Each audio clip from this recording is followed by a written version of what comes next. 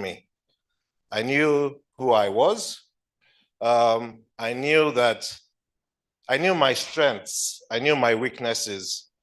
I knew the home I came from. I knew what was important to me, that, they've sent me over here. I cannot disappoint. So for me, that was my own reality. And my mom,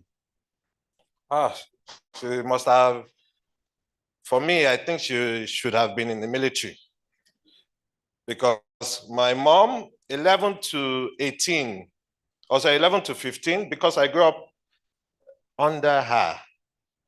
My dad was a bit liberal, but my mom, I didn't really find myself, because what I realized was that I did things proper, because if I didn't,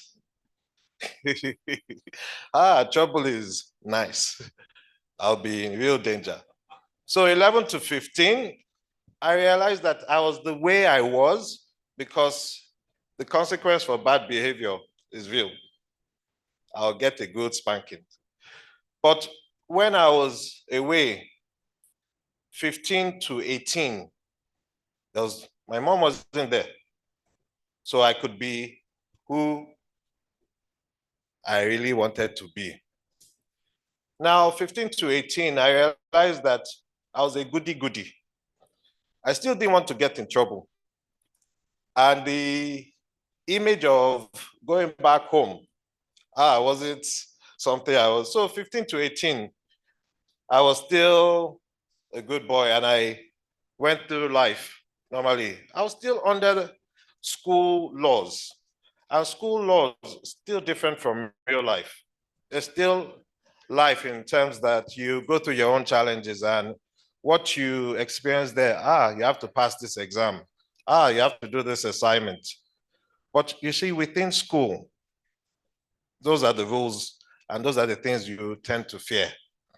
Now, my university days, 18 to 21, it was real free hands. And university for me was more about discipline. Discipline, knowing who you are. And you see, the main reason why I'll say knowing who you are, because when you go out of controlled environments, you start mixing with different people, with different weaknesses, with different strengths. We all have our strengths, weaknesses, and insecurities. We're all different. We're all unique.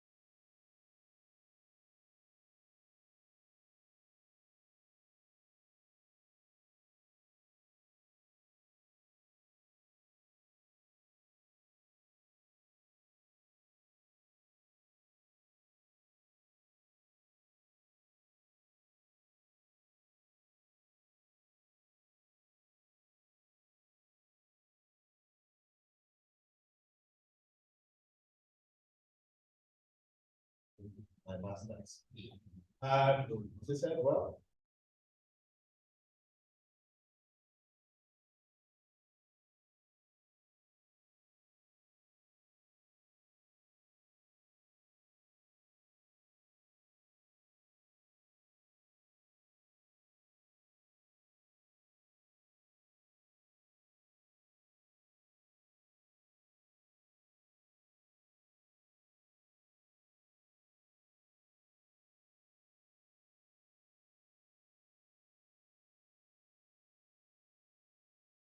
life became real.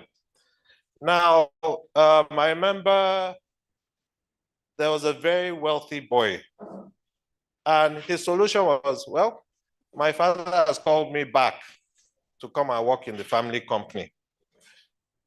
That's when it dawned on us that way too. We'll be following someone with a different plan.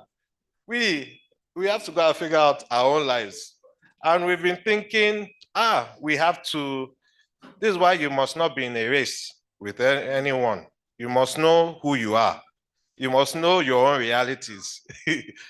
Don't mix your reality with another person's reality.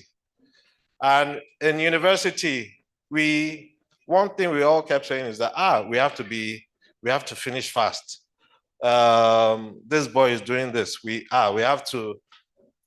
Your reality is different. And at that point, it dawned on me that I need to figure out myself. I cannot blame others for decisions I took. I know where I want to be in life. I just don't know how I'm going to get there.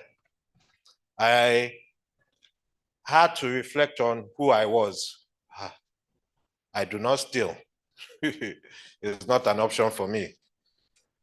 What are the things I've learned? Who am I? And I was lucky enough to get a job. And when I got a job, I felt richer than I'd ever been because I had been on pocket money for a while. So this was more than pocket money. It wasn't much, but it was much for me. And I did what I wanted to do. I worked, I didn't do the ACCA, and I thought, I got carried away. I can now afford the things I want to do. Then life has a way of bringing you back. And I remember 2008, there was a recession. So they laid off a lot of us. And at that point, I realized, wait, so let me go back to my mom. What did you want me to do? And she said, ACCA. I said, I will do ACCA. I'm ready. But for me, I had to go through that process. I didn't understand why, but I was lucky that even if I derailed, I didn't go too far off from where I could come back to start again. And ACCA, they usually tell you, what are your plans for 3 years? The main reason why they say that is that it typically takes you 3 years to complete your professional exams as an accountant. Okay, I'll speed it up. And long and short is that from there till today, I spent 5 years working in England. From there, I'll come over to Lagos because I knew England was not my home. And this is where I want to be. So for 5 years, I'll come over to Lagos, do jobs, whether I was with government or with private institutions. I'll come, then I go back and work. Then when I finally decided to come back, we had to do the NYSC. Now the NYSC system, I had gotten a job, a private institution. When it was time to start, the government changed the plans and said that you must work with you must work in the public section or teach. And I realized, Lord, I spent 5 years thinking that, I'm going to come back. And when I come back, this is what I want to do. And I remember during that, And what I did was that while I moved back, I said, I'll do this 1 year and I'll take a 1 year break mentally. And within the 1 year, I'll figure out myself. During that 1 year, I worked for uncles for free. In a construction company, I remember going to an uncle and asking him if I could work. I studied economics. And he said, you're not a civil engineer. I said, uncle, you don't have to pay me. You see, the main reason why I told him he didn't have to pay me, because I knew if I go to site, I'll figure things out. I'll learn. And we did that for a while. Then when I had free time, NYSC had a baking program. I'll go and bake. I learned how to bake bread. And I remember baking for my mom. And she laughed at me that this is not bread. This is biscuit you've baked. And I said, at least it's something. I'm on to something. So even if it didn't turn out right, I picked up on it that, okay, this is what I would do. I turned it into American style cookies. I went online, researched, and started giving friends for free. So what I realized was that even if I fell, I had to pick myself back up. There's no one that can pick you up better than yourself and having faith in God. And I didn't know what I was doing. I just knew that I had to continue going, that failure to me was stopping. Failure wasn't having a stumbling block. No. You have to keep going. And over time, I was lucky enough, I had worked in a finance firm after NYSC, but the key skills I had picked up in life had helped me mentally. Mentally, that you have to be strong mentally, you have to believe in yourself, you have to keep going. Life is not a race, you have to be patient. And I remember going for a work meeting in a firm I used to work with. And when I worked in the firm, I was the Omoishe. That means I was the boy that you sent to run around. And I did that for 4 years. But for me, I did it because, let me learn as much as possible. They all used to laugh at me. Let me learn as much as possible. Let me know the whole process. And today I can tell you, because I took that step, because I never stopped, it didn't mean at every stage I had my own challenges. There are challenges I had, but I didn't stop. I kept going. And today I can tell you that with all the challenges I've experienced in life, instead of looking at it in a negative way, my ability to look at it, know what my strength is, what my weakness is, what my insecurity is, where I'm trying to get to. And if I fall, I stand up and I keep going. I'll say it has helped me. And being accountable for my actions. It will help you if you know who you are and believe in yourself and learn along the process. Yeah.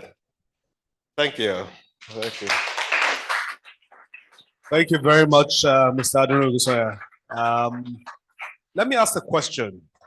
There's a street named after Mr. Adonirogunsoya. Which local government is that street? If you know the answer, raise your hand. Okay, I want a student. Let me see. There's a street named after. Okay, you have your hand up. Okay, you want to answer? Oh, sorry. Go ahead. Thank you. Probably in Kaduna State. Kaduna State. That's North Central. Nah, not correct. Someone has a hand up here. Ogun State. Ogun State. Nah. I said a local government. Local government, not a state. Who else? Oh, I can see a hand. His hand is up. Let's try someone on this side too. That gentleman there, you had your hand up. Okay. Ikorodu. Ikorodu by the jetty. Nah. Who else? Do we? Okay, I think someone at the back. Let's go to the school all the way at the back. There's someone that has a hand up all the way at the back. Mushin. Mushin. Okay, there's a gentleman too in white here that's raising his hand. He's been on standby for a while. Sunuri. Take it again. Sunuri. Okay. Sunuri. Do we help him out? Do we help him out? Surulere. Is correct. Can I have a notepad and a pen for him, please? A round of applause for him. Sorry. Okay, Mr. Aderounmu Sawyer also mentioned that he schooled somewhere for his university, for those that were listening. Okay, can we give him a mic, please? Where? Mr. Aderounmu Sawyer will tell us if he's correct before we give him. King's College. Okay, university. For those listening. Okay, this gentleman has his hand up as well. Okay, let's give him. Let's just. I think University of Surrey. Is it correct? Fantastic. So a notepad and a pen for him as well. Okay. So do we have any questions for Mr. Aderounmu Sawyer is here? Any questions? Anybody bold enough to ask a question? Anyone on this side?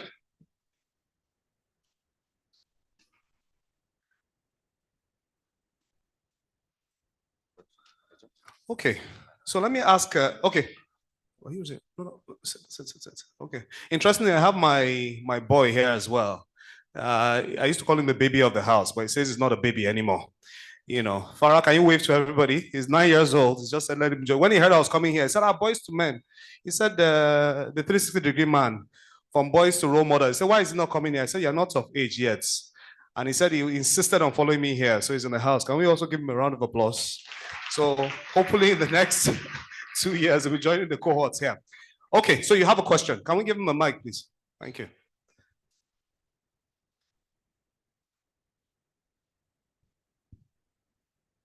I want to ask him that what was his reaction when they asked him to come and work with his family company? Fantastic. My reaction, family company. So the family company, I own the family company, but the reaction when I was asked to work with my friend, at that time I had 19,000 naira in my account. That wasn't going to take me far. So I was happy when someone gave me a job. I was very happy because it meant that I could learn something. So at that point in time, you know, when you don't have anything, half a loaf is better than none. So I was happy that someone was able to give me an opportunity because it meant that that person trusted in me to bring me in. So I hope I answered. Thank you very much. We have another question. Okay. Him and then him. Second question there. Thank you. And then him. Thank you, sir. I really appreciate. So I like the fact that you speak from reality, from the stage of your life. And my question is, as a young boy that you were. So I know that you must have heard of some kind of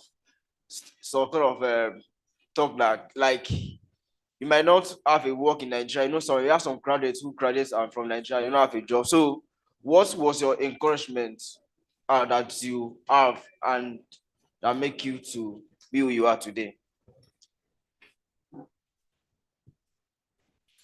Thank you. I'm still a young boy. Oh, don't be deceived by my hairline. Oh, I'm still a young boy. Now, I'm going to be very real with everyone here. When I came back, the type of money I was asking for, no one was going to pay me that. That was the first reality check that, I've come. The first salary I got, I didn't even know what I had signed because I had been looking for a job for a very long time and no one was going to pay me what I wanted. So when I found the first person that was going to pay me what I wanted, I didn't even know I had signed something way below what I was willing to get. Like I said, half a loaf is better than none. And when I got the job, I remember my boss telling me something. And she told me that she didn't really want to employ me. That the main reason why she didn't want to employ me was because she's assumed that my name is this. So my expectation would be high. She didn't know my own reality. Oh. You see, no one knows your own reality better than yourself. My own reality, like I said, was I only had 20-something thousand naira in my account. I was looking, so even if I dress well, I'd come, reality, please. It just remains small for me to be begging that, please, just give me this job. In reality, I'll compose myself, because if you don't respect yourself, no one will respect you. But at the same time, I'll be humble enough to take. So to answer your question, I still look back and I'm grateful for the opportunity that was given to me. Sorry, it just takes me back memory lane, knowing, and I was grateful for that opportunity. I was grateful for the ability to learn. I was grateful for the reality check that God needed to do for me, to know that my name is different from my pocket. Your pocket is that there's nothing inside. I can be real with everyone here. But where I want to be, I don't know where I'm going to be. And you see, everyone is still going to be somewhere. Life is a continuous journey. So even if any one of you brought an offer to me, I'll come and listen. It might sound funny, but it's the only way to evolve. It's continuous learning process, and all of you think differently. We all think differently. So every opportunity that comes, I always take as an opportunity to learn first. So thank you. Thank you very much, Mr. Adurion. So we have someone, okay, no, there was someone that had his hand up earlier. This gentleman here. So your name and then the question. Thank you. Good morning, everyone. My name is Shinedu Okobi, and I'm a student of Edgewood College. Mr. Adeniran, if this is not a sensitive question, I would like to know the biggest mistake that you made and how you felt coming out of it and what you learned from it. Thank you. Okay. It's a good thing I can be down to earth with all of you. The biggest mistake I made was last year. And last year,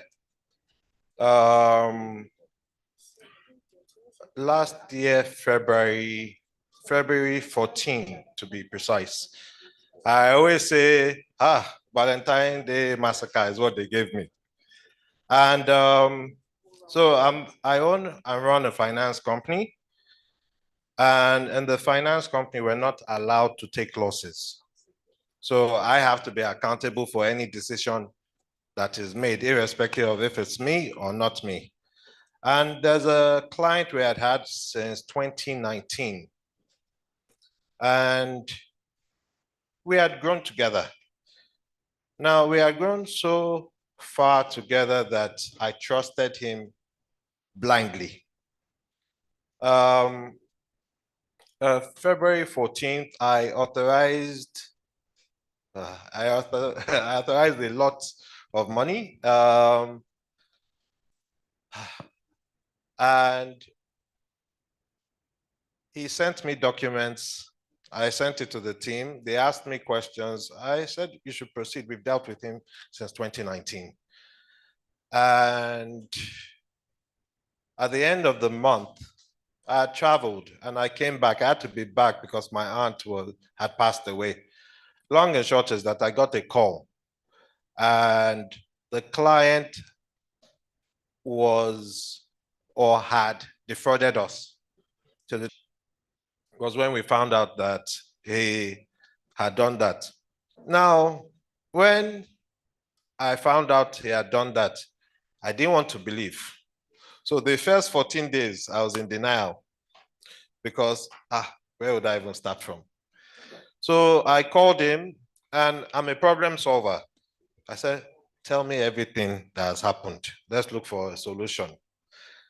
Now, my mind frame was to look for a solution.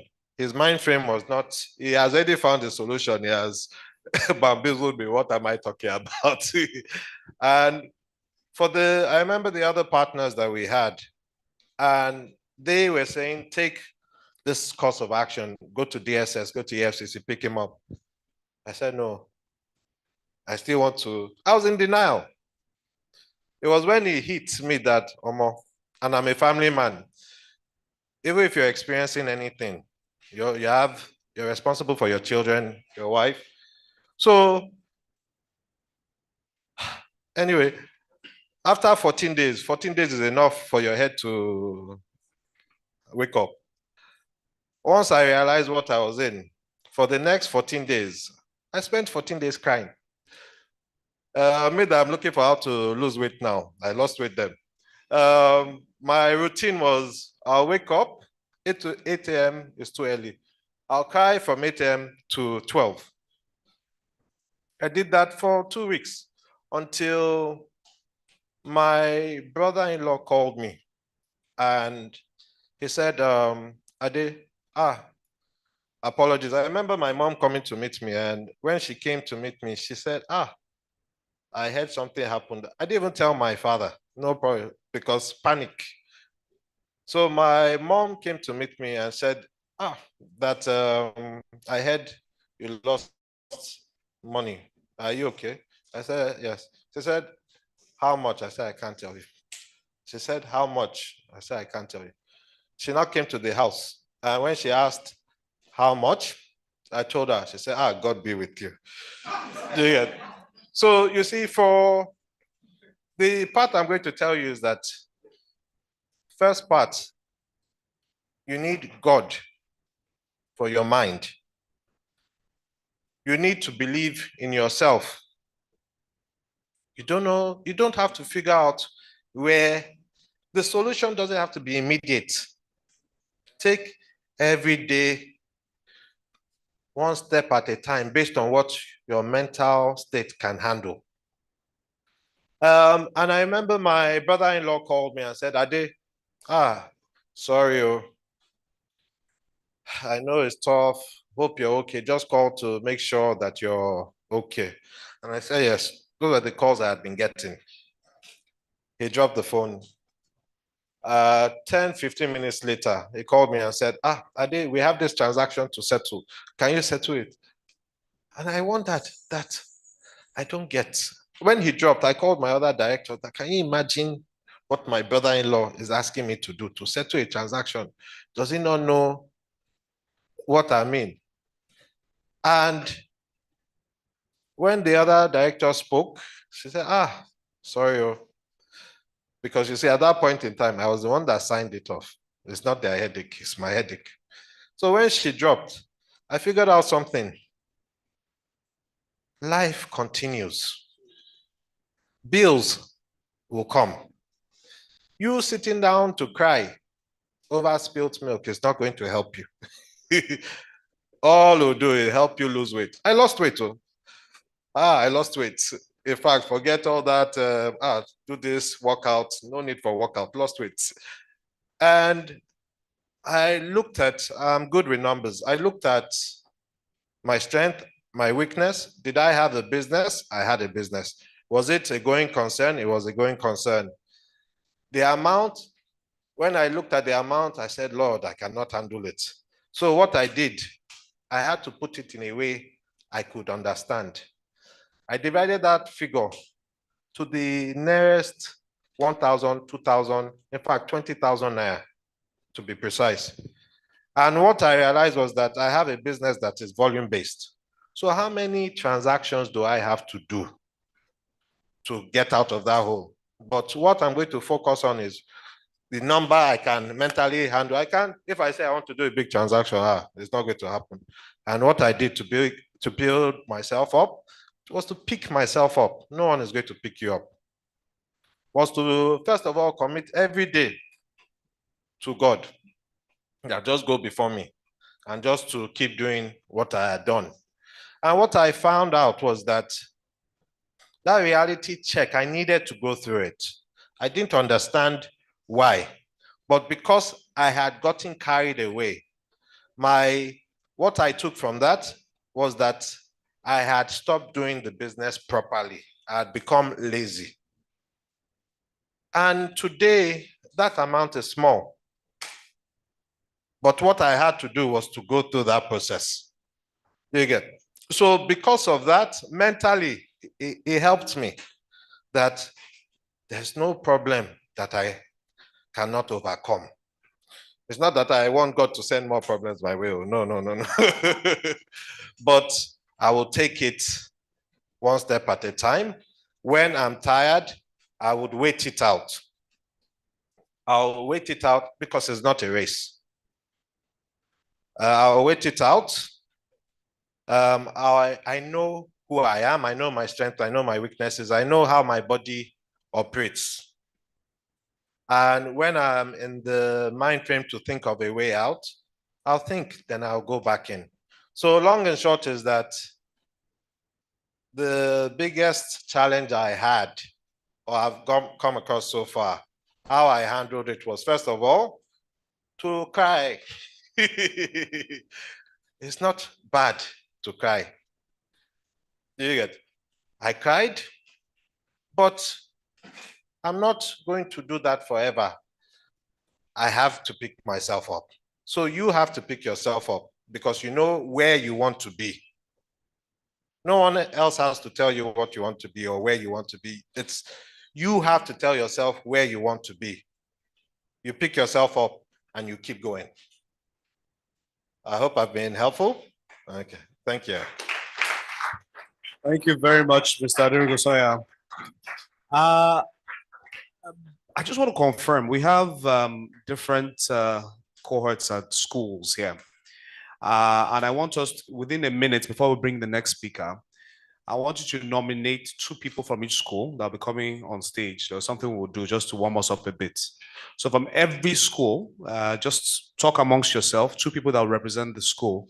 We'll do a small competition later on in the course of the day. So just quickly do that within a minute. Think through, put your heads together. Think through it very, very, very, very well.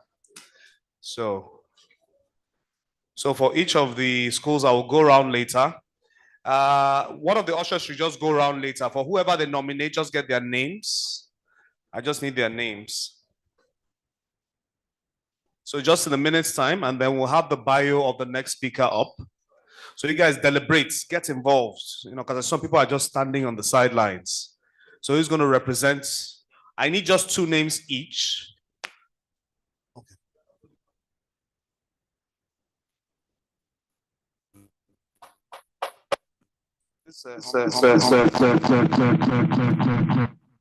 Okay, and just to add, we still have the school bus that's outside. Toyota Hiace, former bus, GGE 969XY. But I think I'll just tell them the name of the bus. There's a Toyota Hiace bus that's outside. GGE 969XY. Okay, so can we have the bio of the next speaker up on the screen? So guys, keep celebrating, but listen, and then the ushers will go around and get the 2 names from each school, and I'll call them out in a bit. Can we have the bio up, please? Thank you.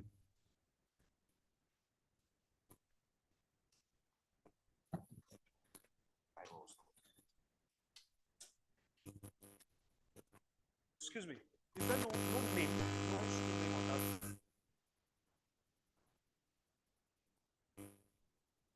Okay, I think we're having 1 or 2 audio challenges.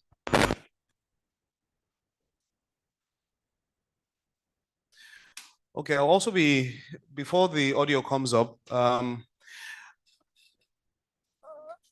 let me just say it's a riddle, and anybody that gets this answer will go home with a Bluetooth speaker. So we have Bluetooth speaker. Yes. They are Bluetooth speakers, though. They are umbrellas. Mommy has been magnanimous enough to give us some Bluetooth speakers. We have, okay, is it playing now? We have some notepads. We still have umbrellas. We have key rings as well.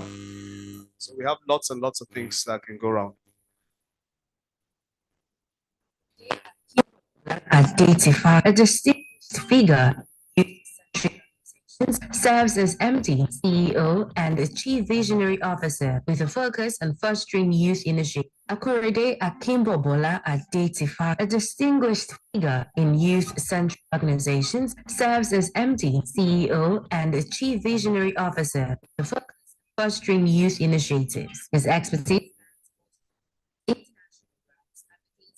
use of innovative technologies like RD2I, mixed reality, and immersive education to boost Africa's knowledge economy. Adetifa's entrepreneurial journey includes founding Ara Rocks Limited, a catalyst for innovation in Nigerian tertiary education, and Discern and Gleam Limited, aiming to revolutionize education across Africa. Beyond his professional pursuits, Adetifa is a family-oriented individual with a deep spiritual perspective, blending religious and entrepreneurial insight in his philosophy. Champions a national human resource and capital blueprint to address historic comments in African leadership and emphasizes fulfilling one's divine purpose for societal advancement. He's married to Adetifa and So, if you observe, there's a transition from when he was young all the way to when he gets old. So please join me in welcoming Icon Akorede Adetifa. Thank you.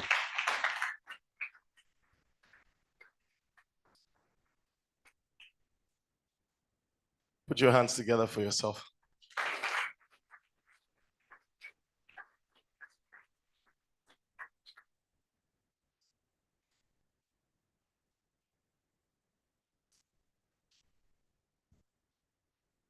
Help me.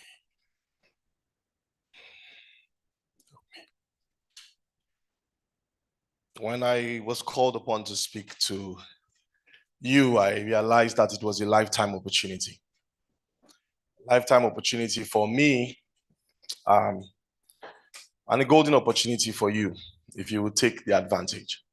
I happen to be a spirit-led entrepreneur, meaning that everything that has happened to me, I have done by a friend. We'll come to that later on. However, one of the instructions I got was to be very open and to be an open book speaking to you, so that I'm able to, by the words I speak, infuse you with strength and encouragement that would help you in the days to come.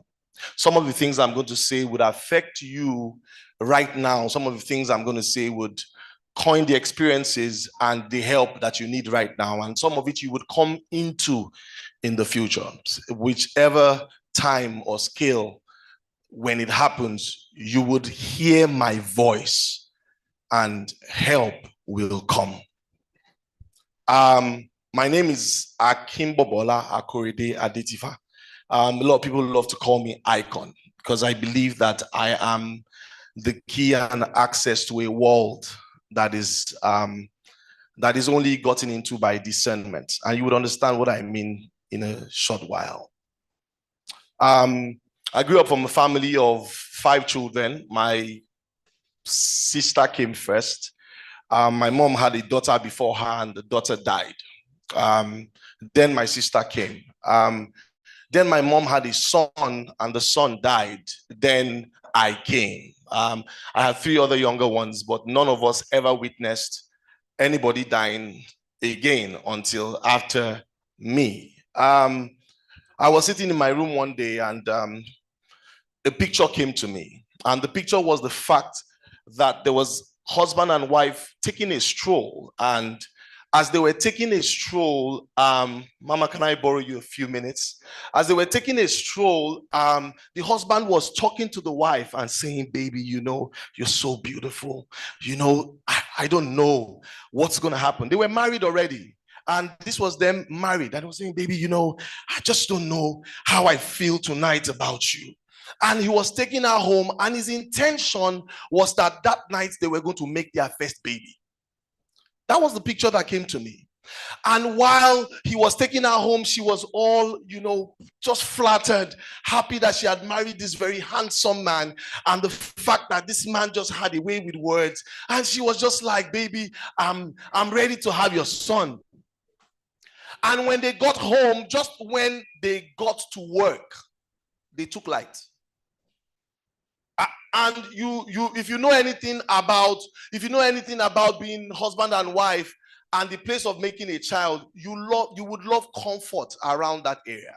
So when he had started the job of trying to, couple with his wife, they took light. So he begged her and said, babe, the AC will be good for this kind of courtship. I would not want to couple and give birth to a son that is black.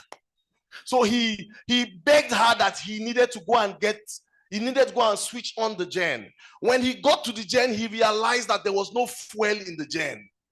And it meant that he needed to come back to baby and tell baby that I need to go and get fuel in. Now, we have to. She says, oh yeah, rush. Then he gets the keg and he runs to the filling station.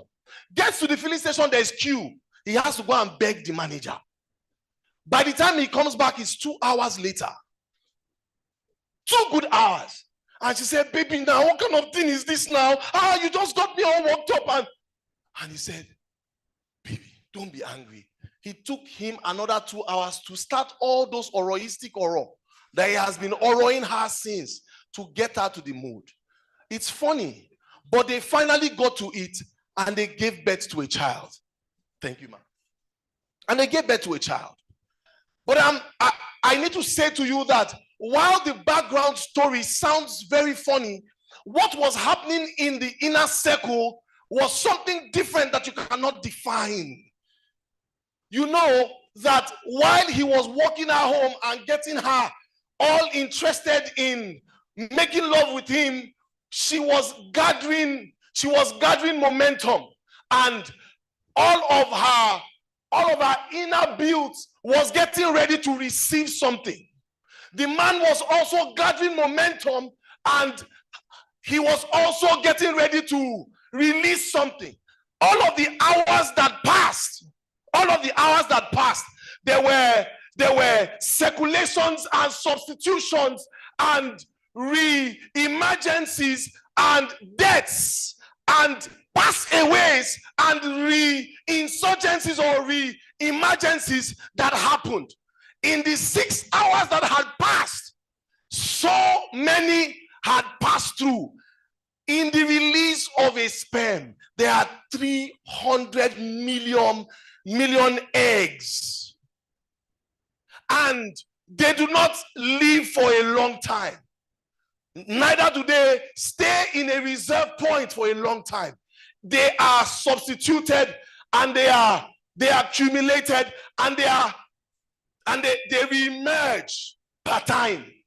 It means that in the 6 hours of taking her, going to go and buy fuel, going to go and do all things that he did, there were so many substitutions that happened.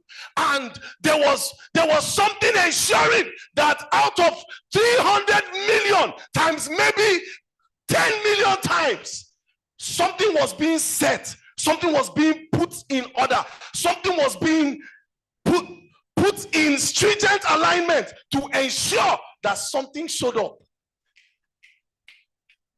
Out of 300 million eggs, only 200 actually make it to the point of being able to penetrate that which she was getting ready to receive. You are not getting me. You are not getting me. After 200, there was a competition of what should actually be born, and only one could make it through. I am trying to say to you, sir, the process that came into play to ensure that you are here.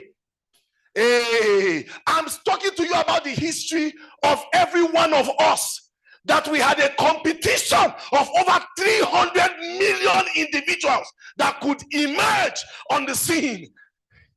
And in that competition of 300 eggs, there was substitution, there was passing away, there were deaths that could not be calculated for, and you finally showed up. It's the complication of your birth that I'm talking about. It is the process that went into you being born that I'm talking about. I'm talking about that which actually was the examination, was the test, was the failures that you went through before you could emerge on earth. I'm saying that you went through the hardest times of your life to emerge even before you were born. It means that on the face of the earth, after you have been born, there is nothing else that will be as hard as you showing up in the first place. Nothing else. If you could win 300 million people, if you could show up on the earth, nothing else, I am saying to you, nothing else can be hard. Nothing else can be more competitive. Nothing else can be more far-reaching than that you showed up in the first place.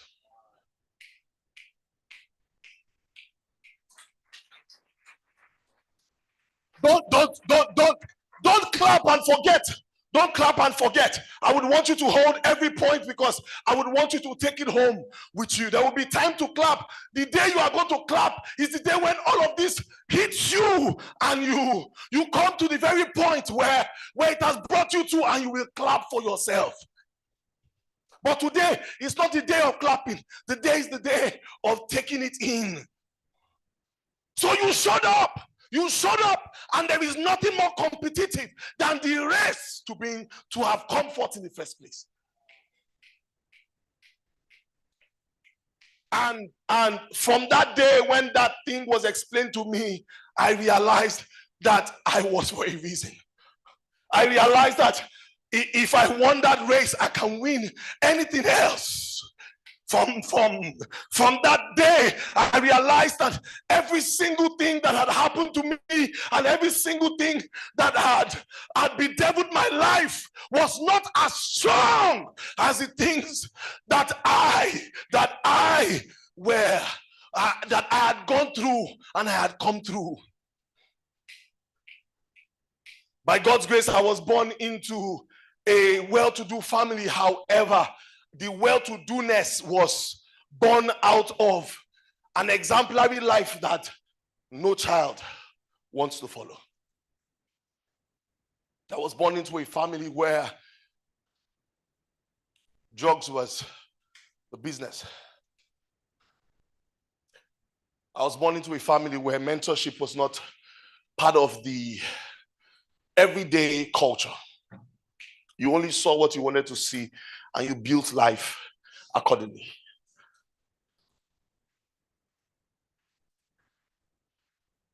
My parents sent me to school as they could afford. So I went to St. Jude's Private School, primary school, opposite Shubola. Then I went to Laurel. And when my father got richer in the marketing of that, I went to Corona in GS2. By the time I was in Corona, I had absorbed so many things from all of the places I went to. God bless you, sir. God bless you. You mentioned two things separately that I'm going to build on. He talked about entrepreneurship being one of the forces of a man's life. And he thought about learning and coming outside of any trouble. And the fact that trouble is for you to learn.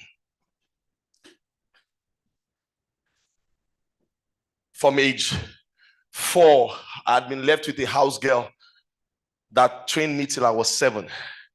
And she had taught me to suck her breast and suck on her private part for about 4 hours before my parents came back. I'm not going to hide anything from you. I want you to put off your grave clothing today. She had taught me all sexual immorality at the age of 7. By the time I was 10, I was enraged. I was seeking for anything in skirts. By the time I was 12, the only way I could exercise my sexual urge was to look for video cassettes of pornography and just stay with and watch. By the time I was 14, I had gotten into secondary school and I had joined a clique of guys that came from the US and Canada, children that they wanted to remand and they By the time I was 24, I had gotten a space into University of Jos because my cousin that was a cult member duped my parents of almost 4 million naira that he got me admission. Of course, because I was on serious in school, I didn't have all my scores. So everybody had to find a way for me to get into school. They were so desperate that my mom's cousin duped my dad of 4 million naira to get me admission. I got the admission all right, only to be arrested by the school and said that my admission letter was fake. Again, I was thrown out. By the time I was 25, I had come back home. I had learned the art of staying in school like I had admission because I did not want to break my mother and my father apart. That her younger brother was the one that duped my father, because my father is a hard knock. My father is gangster. I mean, you know what I mean. My father is gangster. If I went back home to tell my father that his cousin or my mom's younger brother had duped him and I did not get admission, I would have caused my father to probably kill my mother's younger brother and divorce my mother too. So I had to pretend I was in school. I was coming back home from University of Jos with fake results and fake reports about school. As at when I had spent 3 years in school, I needed some money to start business. So I came back home with the most prolific idea in the world. I came home to tell my father that we have been chosen as one of the best 10 students in the political science department. And Martin Luther King was a role model that they wanted to coin our life after, and that we were going to the US for an excursion to the Martin Luther King Center, and that we will all need 5 million naira to go there. My father was happy, told all his friends, everybody that came to the house, gave me 5 million naira, got back to school. I was a big boy, bought a power bike, bought a car, misbehaving. I'm trying to say to you that every stage of my life, I was either being the bad boy or I was being the replica of one that could be great. And it happened in my life quite a number of times.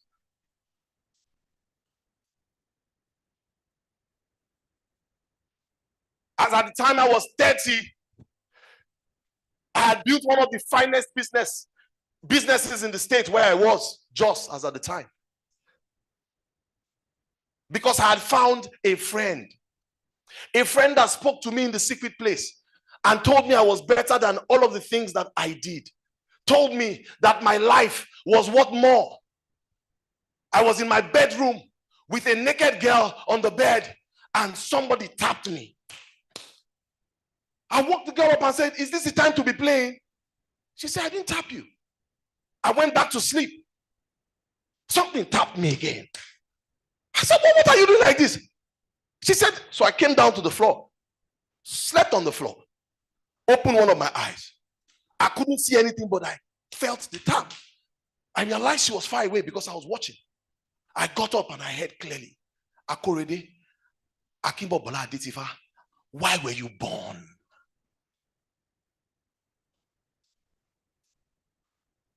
And that was the switch of my journey.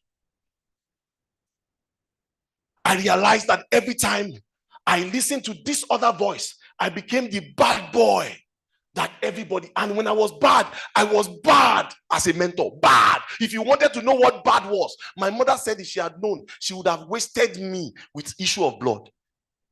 My mother, she loves me dearly. She's so excited about me today. That was how bad I was. But I met this friend, and this friend started talking to me about the real reason why I was born. Started to speak to me about this kind of story I gave to you. Started to show me imageries of how hard it was for them to bring me on earth. And told me how my entire journey was a war ground.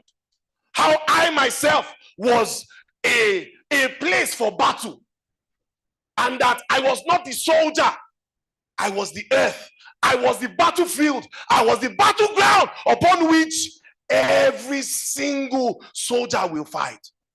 And there were two opposing battles. There were two opposing armies. The armies that will set artillery about getting me to the place of greatness, and the armies that will set artillery about ensuring that they distracted me from the place of greatness. And that the possibilities and the processes that brought about my birth was exactly the reason why they had come. If I was selected by a process of 300 million and there was a force that ensured I came to the earth, these armies knew I was a good battleground. If they were going to be about dominating the territories by which they wanted to run the spheres of the earth, they would use the best choices that came through that process. And they chose me. They chose me as a battleground. I did not choose them. So I masturbated my way into happiness. I slept with sister, daughter, mother, and house girl. And in another brief moment, I found myself in business doing very well. Bought my first house when I was 26. Then I found myself back again in the place of duping so many people, and they were looking for me. Then I came back again, and before I knew it, this friend told me, you can pioneer the universities into entrepreneurship. Went to universities with a proposal the Holy Spirit had given me 6 months, 6 years before the time. Converted it into a proposal and took to them.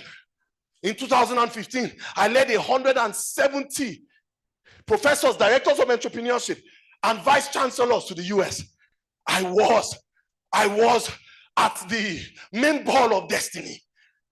I spoke and I watched professors cry. And I found that my life was an exemplary point where people could come to and look at bad and look at good. In this balance, I realized that I was not the soldier. I was the battlefield. It was upon my life. All of this military effort was born. I realized that masturbation and all of the vices were the military power that were set to distract me. Lying, cheating people. They were the military power that were set to win me to the other side. Ingenuity, ideas to rule the world, understanding, wisdom, where the military artillery is set to bring me to greatness. And every time I followed these guys, I came into a major plane of being the superior height of what worse could be. Every time I followed this military and I tilted towards them, they made me greatness. And I became greatness 3 times in my life. I became failure 5 times in my life, all with one life. Today I came to say something to you. That all you need to do is to tilt. Tilt. Don't go shayagbangba. Don't be bold at it. Tilt. Because the boldness you need is in tilting to the right army.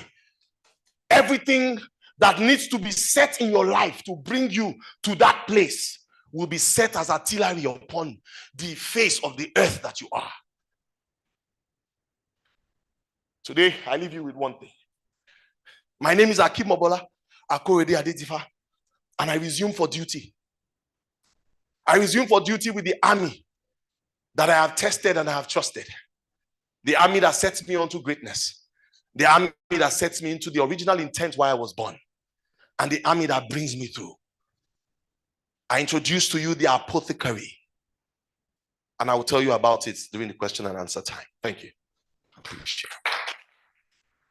Thank you very, very, very, very much, Icon Akorede Adedifa. Okay, so before the Q&A, we have some of our mummies that are in the house, and I think it's important I bring in one of our mummies to do a proper introduction. I'll be calling on Dr. Moji Olajare Lagbegi. Mommy, please, so you can come and give us an interview. Thank you. A round of applause, please. Icon, that was awesome. Awesome. We thank God. Good morning, good afternoon, everyone. I hope you, boys, I hope you've been having a great time so far. Yes, you've heard a lot today, and we thank God for that. So we're interrupting the program very quickly because we're called Ibukawoshika 360 Cohort 10. So what does that mean? So there's the Ibukawoshika, I'll come back to the Ibukawoshika itself, but there's the Ibukawoshika Leadership Institute and has different cohorts that will all come in for like a full day of being just something like this, but at a much, a different level, and cohort 10 happens to be, I think it was November last year that happened. We're a group of ladies and it was an awesome day with, I can't even call her, Ibukawoshika is a brand, is an enigma. It's no longer just someone, and looking at what's gone on today, for example, she's someone I've known for a long time. I've admired her, a sister, a friend, but also a mentor, someone I learned from. She's not just a businesswoman. I remember her saying, I've never written a CV before. Me, call CV, because she went into entrepreneurship right after youth service, and she's became a Christian at a later age, and she's a missionary. She's got so much going for her, and I'll borrow some words. Her life is an amazing mystery. She's always, anytime we find out, she's a mentor, a role model to so many women of different ages that you can't even begin to understand the impact of it. But if you know her today, she may be in Nigeria, tomorrow, Kenya, the islands, Europe, doing what? Talking to people across the world. A highly sought after speaker. So it's a privilege. A pastor as well, an entrepreneur, a mother, I mustn't forget that, a beautiful, beautiful wife, and I dare say, to an Undoma, Awoshika family. I'm a bit partial about that. But she's a mother of 4 young men. 3 young men. She's a mother of 3, so she understands where you guys are coming from. 3 young men. She's a mother as well. So without taking up too much time, we're really honored to have her here. We weren't sure we should be here or not, but glad you took time out of your schedule. So I'd like the cohort members to stand up with me as we all, please come out. Let's welcome her together. Let's welcome her to the podium together. Thank you very, very much. This is just awesome.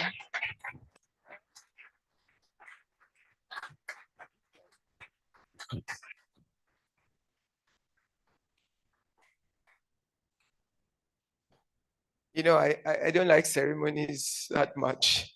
So I always get embarrassed by the dramas that sometimes are around my life. But good morning, everyone. Please be seated. Thank you so much. I missed some of the sessions. I'm glad I heard yours. I don't know if you've spoken already. You have, yeah. So obviously yours and Adeno's zone that I missed, but I'll catch up. I hope they're recorded. Okay, fantastic. Well, I'm just stopping by, but it's a long stop by from Ikoyi to Ikeja. So, but I'm just stopping by because, I'm totally proud and honored and excited by the work that is being done by these amazing ladies. Don't mind all this, their t-shirt and chokotos, and acting very humble with you guys. They're trying to fit in with you guys today. These are all big girls in their own right, achievers in their own right, doing amazing things in their own right. And I believe you should celebrate them.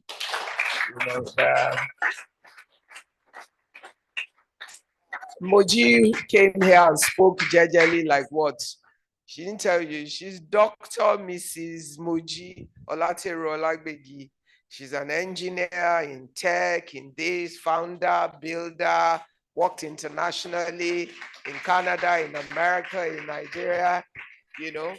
But the learning for you from all of that and from these women, based on all the things they've all achieved in their individual right, is that at the end of the day, what matters is humanity. The simplicity that you see masks the level of their true achievements. Those are learnings for you, that you can be whatever. But what is most important is how you are with other people. And you will have nothing to give other people if you don't make something of your own life. That's what the testimonials of the men are. And when the days are done, you know, this week, there are two amazing men with the same name, Bode Augusto, Bode Osunkoya, who were both celebrated because they passed away. But they were both in their 60s. They were both about 68, 67. 61 and 68, yes. Osunkoya was 61. Augusto was 68.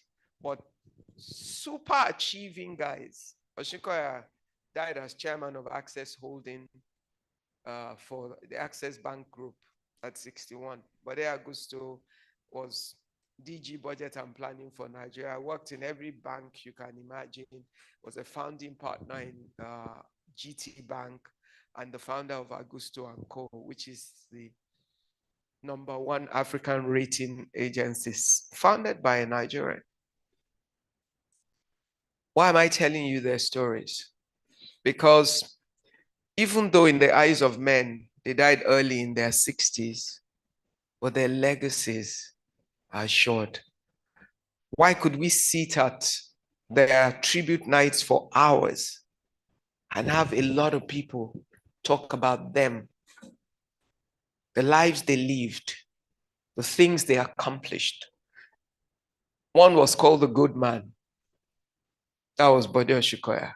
Everyone that I know that knows him would have no choice but to describe him as a good man, because he was a man of character, of integrity, of the highest order, who feared the Lord and was contented, didn't want too much, even though achieved so much. Had no greed, didn't seek power or anything anyhow, but showed what it is to be a man of honor and integrity, no matter where he occupied. Bode Augusto served as DG Budget and Planning for Nigeria without salary. Most people didn't realize that. For the 4 years he served under President Obasanjo, he didn't get paid because he said, I don't need the money. He went to Obasanjo and said, I already earn more than your salary. So you want to interview me for the job? I will do it because it's my country and I want to help. But I don't need the pay, because my salary from Augusto & Co. is more than what you are paid as the president of Nigeria. Yes. And he worked and served and delivered and did not steal anybody's one dime. And how do I know part of the nature? Apart from being close to him, we were both on the governing council of LASU together, and he as pro-chancellor and chairman of council. We decided we didn't want to be paid, but he was flying in and out of the country to be chairman of that council. And after about 2.5 years, when he felt that government politics was not allowing us to do the work that we should, called me and said, you know what, I'm out of here. I've evaluated all the application of resources and time, and I cannot see return on investment because of policies. And therefore, there's no point. The title and the office was not important to him. It was getting the job done. Why am I giving you examples? It's boys to role models. The first question I want to ask you is, even though you're young, I'm a pastor as well, they said. The Bible says, for lack of vision, my people perish. The easiest way for you to miss it and follow anybody, anyhow, in any direction, is that you have no picture of where you're going. You might be young, but I want you to close your eyes for 1 minute and say to yourself, when I'm 70 or 80, what do I want the story of my life to sound like at that age? It sounds like it's so far away because you're so young. But guess what? If you don't have a picture of what you want the end game to be, when other people come to meet you now and say, let's go and do banner in the corner, it will sound like you're being cool. But the guys who do banner in the corner rarely end up as the greatest men in the world, except if God, by the grace of God, they find their way and they reset. And the one thing I can tell you, time lost is never recovered. That is the truth. It means that you could have done much more. Even if you find your way later, whatever you are able to do is less than what you should have been able to do if you started the right way early. So I want you to understand that you're not too young to have a vision. You know, when I was a teenager, I used to say I wanted to be president of Nigeria. But you know, as I went through school and started my businesses and moved through life, I then realized that all I really wanted to do, that in the mind of a child, I expressed as wanting to be president of Nigeria, was I wanted to change the world. I wanted to do things differently. I wanted to influence my nation. But I have then learned that I don't need a presidential office to do it. As a human being, I can live my life every day to influence and impact other lives. It's about the choices that I make. One person gets rusticated out of school, another gets a degree. It's about choices.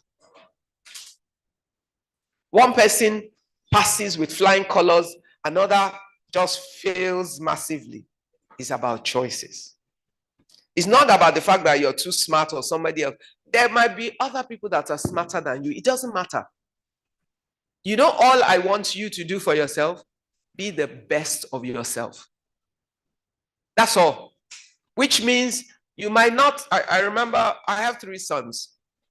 My first 2, my second is naturally brilliant.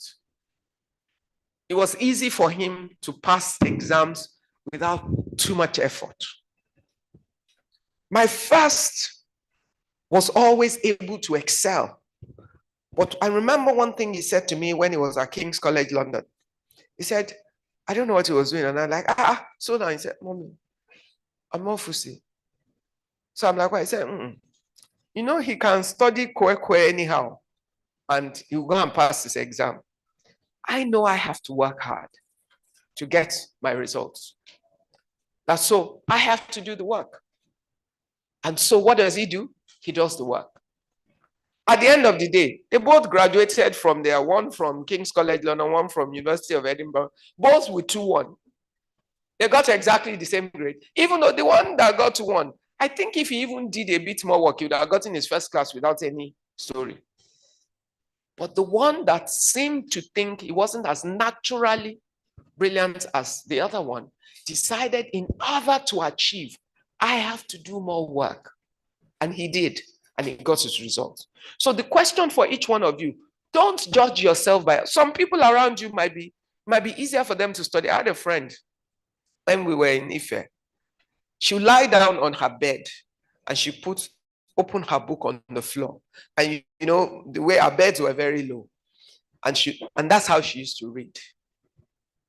But she was so smart that even with that, she missed the first class by some 0-point-something point. I remember calling her some time ago and saying, you know, when I think about you and what I know you can be, I just feel pain thinking, yes, you're in a good place because you're married, you married well. You're married to a super successful man, so you're taken care of. But I know what you as a person can do. And that every time I think about it, I feel, And I saw her expression. And I knew that even she sometimes thinks about it. So all I'm saying to you is, when you're 70, I don't want you to look back and have regrets. I know people who went to school with my husband or grew up in their neighborhood. They all grew up in neighborhoods together, who were the rich kids when they were growing up, but who half the time are calling on the phone to ask for one handout or the other. Because time and season, if you don't make use of your opportunity well, can be totally wasted. In fact, I remember a particular aunt of my husband who has 3 sons and a daughter. She was the most successful of their aunties then. You know, the auntie that you look up to, her children look like the super lucky ones. But those resources became their curse because she ended up raising them wrong, or them not raising themselves right. Because sometimes our home situation is not perfect, but we have to rethink for ourselves what is right for us and make the right decisions. So you're not too young to want to be whatever, Richard Branson, anything you want to be. And I know Nigeria can look tough, but I grew up in Nigeria. I was raised, my father went to England before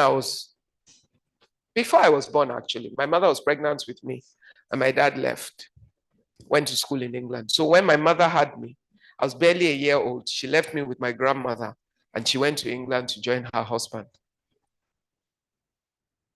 And so I didn't go back to my parents until they came back from England about 7, 8 years after. My grandmother raised me in Ibadan. As I always say to people, my first exposure to business was in my grandmother's little store where she used to sell salt and some little things that were tied together. And I used to love the trade exchange. You want to buy salt, you give me money, I give you the salt. It excited me. That was my first introduction to business. All I'm saying to you is, your parents don't have to be rich for you to be great. You must want to be great. And then you make the right decision every step of the way. If you don't remember anything else from anything I've said today, just remember, my life is the summation, is the addition, I'm using every word that you will remember, of every decision that I make every day. The decision to study, to pass an exam, serves me or not. The decision to behave properly so I don't get expelled from school serves me well or not, based on which decision. The decision to be respectful grants me favor and honor with my teachers, so that if someone needs to make a recommendation tomorrow, they will remember me for good. Another thing, you know all these people you are going to school with, right now you don't think they're anybody. But guess what? You meet them 30 years later, they will remember you. If you were the baddest of boys, they will remember. If you were the best of boys, they will remember. When they remember who you were at school, it will affect how they relate with you at that point. So the thing to remember is you are building your future in your today. The things you do today will influence who helps you tomorrow, who thinks you are serious tomorrow, who recommends you for something tomorrow, who says, that one, don't touch him. So do the right things today. Why? The right thing is always right. It doesn't matter if 1,000 other people are doing the wrong things. Sometimes it will get you into trouble because you are going to be defending the truth. But it's okay to be in trouble for doing the right thing. Because why is that okay? Ultimately, that truth will win. Might take a while, but they will find out what the truth is, and it will serve you. I have 3 boys, and every day I pray to God that they would only be the best of themselves. Sometimes it's not easy to raise boys. Sometimes it's not easy to be a boy. But I want you to know that whilst there's responsibility with being a male child, there's also opportunity in being a male child. But you must understand what the opportunity is in order to take it. And you're the one that will build your life and make it exceptional. I cannot tell you as much as the men who have lived to be men, but I can at least just encourage you as the mother of some young men that it's possible to make mistakes. Some of you will make some mistakes, but it's okay. Don't die in the mistakes. If you make a mistake, learn from it, apologize for it, and reorganize yourself to do something differently in the future. It doesn't matter where you started from. What matters is how you finish. The question to go home with, how do you want to finish? Keep asking yourself that. Take a little notebook and write it down. And every time you can, go back to it and say, how do I want to finish my life? What is important for me to finish where I want to finish? Then make your decisions along the line in order to achieve that. I know that at the end of the day, the Lord will bless you and perfect all that concerns you, and the Lord will help you. My last thing to you is, while the journey might seem like being smart, working hard, and all those things are the most important things, they are very important. However, there are days that everything will be beyond you. And whenever everything is beyond you, what do you need? You need God. So if your parents are talking about God, it's not because they are old. It's because you need him, and you need him from now. If you're smart, you will understand that you can't achieve everything you want in life without God. And the earlier you realize that, the better for you. God is the difference between you and your friends. If you make him your God, and your life will never be the same. God bless you. And I want to thank Cohort 10 for their project. Thank you. I'm just a guest here. They are your hosts. God bless you. Thank you very much. A round of applause once again for Mommy Ibukun Awosika. Thank you. Thank you.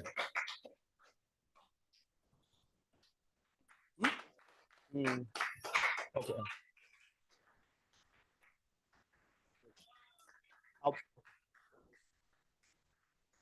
Okay. So the question is, how do you want to finish? I think she left out with a very big question, and it's a rhetorical question, but I think it's for us to ponder on as men. And I think some other thing. What's our takeout? Does anybody have any takeouts? If you have any takeout, can you show? Raise your hands with a show of hands. For those online, if you want to participate, you can just drop anything in the Q&A box. We have some people online that couldn't be here, but they're logged in online. Can we give them a mic, please? Thank you. My name is Sumto Keke. I come from Dancer High School. So what I learned most particularly from her is that even when you make mistakes, you should not fall on it. Even though it is very serious and it pains you a lot, that you should keep going on. Fantastic. So even when we make mistakes, we shouldn't dwell on it. It's just like a tire. Imagine you're driving a car and you're stuck, right? I'm sure some of you would have observed it, and the person is stepping on the accelerator and the tire keeps spinning. But if you observe, the car is not moving anywhere, right? The tire will keep spinning, but the car is not moving anywhere because the car is stuck. So certain times, dwelling on it will not really allow us move beyond what the problem is. So sometimes you have to come down, take a step backwards, step out from that car, evaluate what the problem is and see how can I move forward, right? So don't dwell on the problems. Who else has can you give me a notepad and a pen, please? Oh, yeah. Okay. My name is Jonathan Nimo.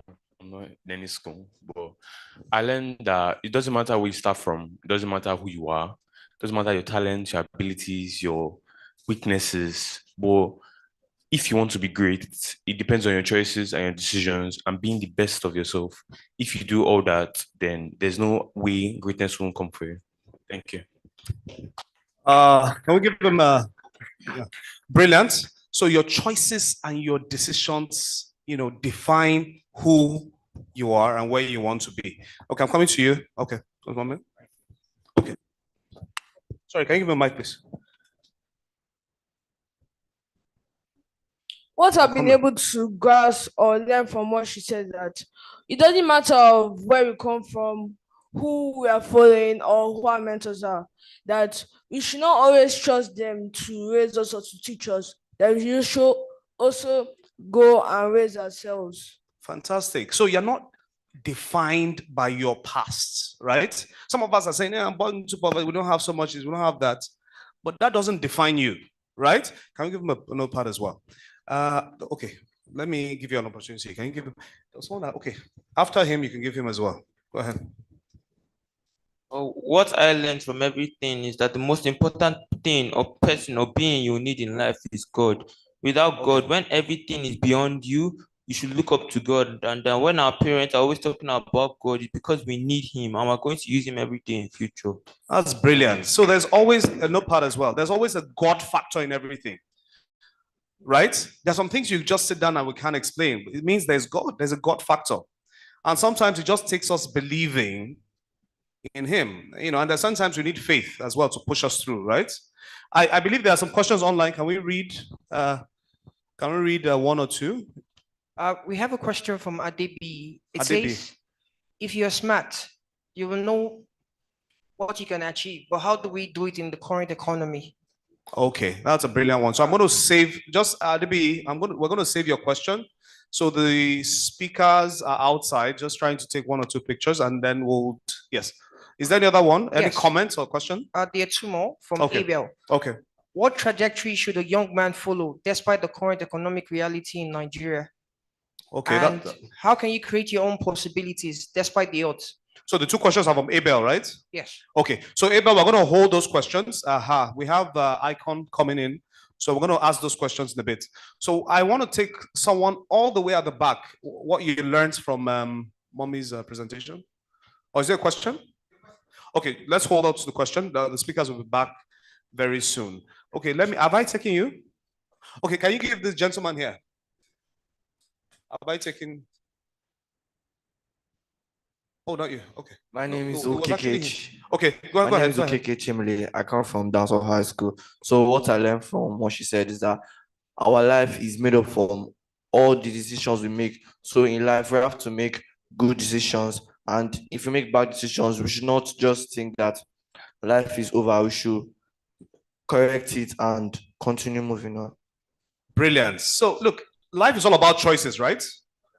I'm not getting a witness here. Life is all about choices. So it's either it's good or bad. So you are defined by the kind of choices you make. However, if you stumble, you always remember there's a getting up, right?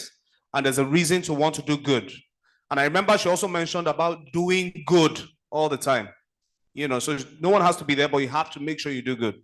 The gentleman in glasses, and I'll come and take you. You had your hand up earlier. So the gentleman in glasses, can we give him a notepad if there's a key? There's a key ring as well. Okay, the gentleman in glasses. What I learned is that your choices in life define your present and your future. And if you make mistakes, you should focus on God to try and correct those mistakes you made in life and focus on your future and making it a better one. Brilliant. For you and the next generation. Brilliant. Brilliant. Brilliant. What's your name again? Samuel. Can we give Samuel a notepad as well? No, can we keep the yeah. So this one, when we're doing the other games, okay, guy, we can keep this one, but this one we should keep it. Okay, Samuel, brilliant answer. Can we come to the gentleman here by the madam in pink? Because he had his hand up earlier on. Brilliant. Okay, I'll come to you. No, the gentleman here, can you give him the mic? Okay, so what was your takeout? My name is Daniel Thomas. I'm from Christian College, Dimo. And what I learned is that,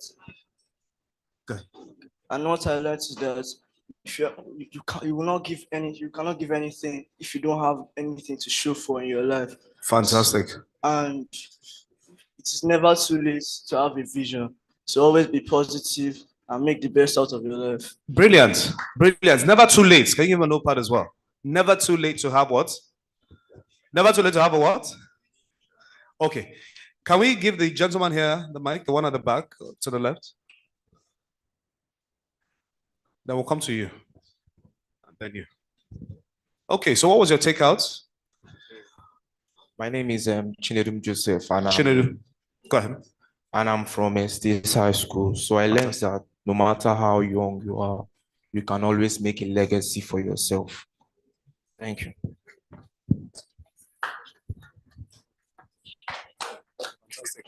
So just to let us know, the snacks will be going round. So we have, the snacks will be going around. We're just gonna have this break. So as the guests going out, we just take the snacks here. We have Icon back with us. I don't know if you're ready. Lots of questions. So I had to tell them to hold on to the questions. You come in. We have some questions online. So I think we should take. Okay, do you have questions or is a contribution? Contribution. Okay, let's just hold that. Let's just hold that quickly so that we'll take some of the questions. So let's just take the two questions.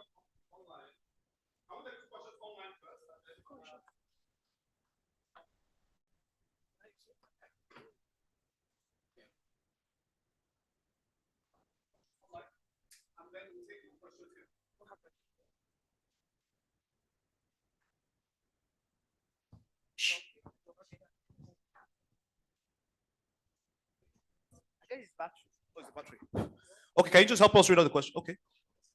1 second. Okay. Fair enough. Okay, let's quickly take a question here then. We had two brilliant questions online, but I said I wanted you to be back. Okay. There's a gentleman that's been raising his hand all the way at the back. Okay, do you want to come forward? Okay, but so that he can hear you.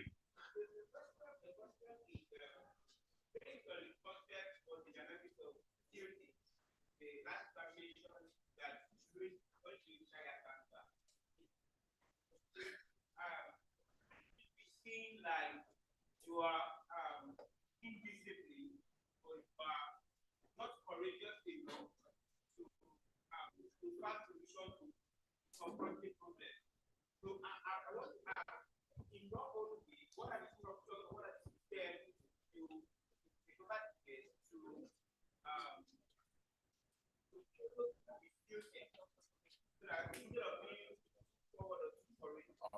So over time, like I said, I followed the voice of worse and bad. And over time, I followed the voice of greatness. And over time, I discovered that there were two forces warring in my life, right? And over time, I realized the end result of following the bad and the worse. Over time, I realized the good results of following greatness. So I created a structure around my life by mentorship, by mentors, by friends who shared those kinds of orientation that allowed me to be able to sieve the things that come into my mind and ensure that I choose part-time, that I walk and I tilt towards the soldiers that were sent to my life for greatness. Do you understand what I'm trying to say? The structures within your life must be friendship, must be custodians of the sort of principles that you want to follow, which will be mentors to you. And of course, you put structures of friendship and communities of friendship around you that allows you to always sieve everything that you can't stop. There is no one on the face of the earth that can say they do not get whispers of going the wrong way. Everybody gets that whisper. And you just need to form structures that allow you to choose part-time. And it's important for you to do so by communities, by friends, and by mentors. And of course, you are the major controller and the major driver of your life. And you must be able to allow the buck stop when you realize all of those structures are not giving you what you want. You need to go into the place of meditation and be able to weigh and see by experience and by discernment which is the way to go. And you would always find your way. Yes, sir.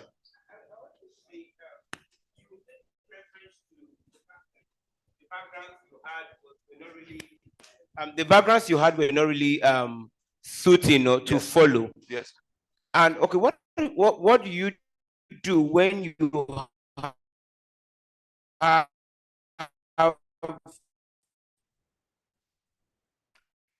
an environment where you can't understand that you are the only person and God is the only person you could easily look up to provide solution to that present challenge? That's the kind of situation I find myself anyways. I agree. So the thing is, sometimes many look up to me, I try to go as far as communicating with people as much as I can to get to know what's going on with them. But in quotes, although I'm struggling to leave that phase of which I'm getting there anyways. But in quote, I do not really I do not see anyone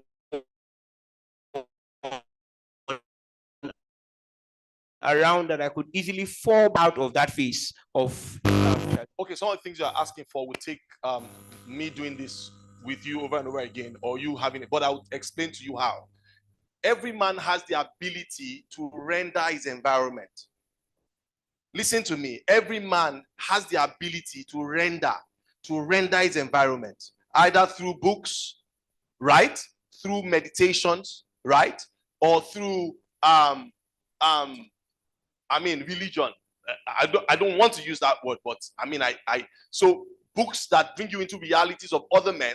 So you can't tell me that in your area there's no bookshop or there's nowhere to buy a book. And immediately you start, because there are ear gates, there are eye gates, there are gates in your life. And it's that gate that allows for pictures. God created us with an absorbent mind. Don't mind me, I'm sounding like a professional. My wife is the child professional. That's where I got absorbent mind from. I was just saying that to say my wife is an education expert for kids. But the mind of the child, or the mind of the man, is an absorbent mind. It's the things that you see, that you hear, and that are real to you that really forge you. Do you understand what I'm trying to say? And it's not only the things that are in front of you in reality, you can go into malady. You see, madness is madness when you are truly mad. Do you get? A madman is actually in a reality, and it only shows the extra ability for a man to render before himself a reality that is not before him. It is a disadvantage when it takes over your being. However, the reality that is away from the reality that is posting on you and wearing a sort of garment on you that you don't want. You must now create a reality for yourself by books, by meditation, and I use the Bible. I use the Holy Spirit. You will see some of the pictures I painted here where reality is given to me by the Holy Spirit. I can tell you things he said to me to get out of fornication. For instance, I used to sleep with many girls, and he said to me, do you know that the power and the intelligence that you used to date 5 girls without all of them knowing is the same intelligence you need multi-businesses? He created a dream before me that made my thoughts change. When I was in masturbation, he said to me, he said, what's the use of masturbation? He said, you are wasting away something that can grow to become something huge. I said, how? He said, when you give birth to a child, you tend the child, you send the child to school, the child is able to become a man, the child gets married, the child becomes something great. He said, but when you masturbate, you are wasting the seed.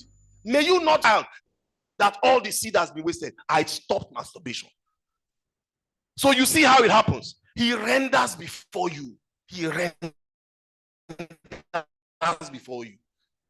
He creates a reality that is different from the reality that you are used to, that has been pasted on you, and you can live with that reality until you come to the place where people can actually mentor you in that area. Do you understand me? Well done, sir. I hope I answered your question. Well done, sir. Yes. I want to answer some of the students, please. Yes. Okay. Okay, thank you, sir. So my question is that, how do you advise those that were at your age when you do all this kind of thing? As now, if you see them, how can you advise them if they are still doing those kind of things? Because they know what they have done. How can you advise and they will believe? and they can change their life. All right, the only way I do that is to, and the only strength you have is by me sharing my weaknesses. And you seeing me and saying, if this man could conquer it, then I have in my power to conquer it also. You see, let me tell you, have you noticed, somebody should tell me, have you noticed that once you find a car that you like, you start to see the car every day? Have you noticed? Have you noticed that in your school, once you say, that babe fine, you will start to see her in every corner? Have you noticed? No, I'm just asking, have you noticed? Once you tell yourself as a man, once you tell yourself this thing, once you find an example of conquering and victory, and you focus on it and say, Mr. Korede said he was a masturbator and he was able to come out of it. Mr. Korede said he was a womanizer, he was a chronic sexual addict, he was a pedophile, and he was able to come out of it. Once you bring it before you and it's real to you, all of the concepts on the earth to bring back business will come to you. It's the same thing. You know, when you were an egg, and that's why I told that story. You know, when you were an egg, you didn't know yourself. Do you know you fought that battle? What came to your help? What came to your aid? Oh, against 300 million eggs, how did you run so fast? Against 200 million that got to the ovaries, how did you make it through? Do you know? Once you concentrate everything that was an asset to bringing you to the place of greatness will help, everything will show up. If it's mentorship, it will show up. If it's help, it will show up. You just need to first of all determine. It is by man that everything on the earth gains its value. Man is stronger than what you think. You have powers that are beyond being able to use your hands and use your head and use your legs. Once your heart and your mind is made up, it starts to forge. The earth was made for you, not you made for the earth. The earth resonates in accordance of the greatness within you. And you must understand that the rigors you came through, right, that you came through is not as hard as the difficulties you are facing now. And you would conquer them. Thank you. Thank you very much, Mr. Icon. A round of applause once again. Apologies, guys, I know I see more hands. You know, and when it switches to biology, I see the excitement. And, you know, I don't know how many science, but I can see it's quite relatable. But our time is fast spent. If you still have questions, please note them down.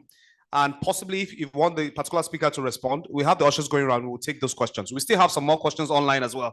The questions are coming in, and we'll try and answer as much as possible. Do we have media queued for? So we're going to bring someone in that's going to do a bit of poetry, and I believe this will resonate with us. Do we have okay? It's going to be queued so that we can. So I have the names of those that will participate in the mini competition. I will call the names out later, maybe in the course of what we're doing. No, we have some champions in the house that have selected. I know Kristan has, is it ready? Kristan has Thomas David, Lamidi Abdulmalik. Are you guys in the house? Can you just wave? Just wave, let me see. It's just you, where's the second person? Okay, aha, fantastic. Is it queued now? Okay, please go ahead.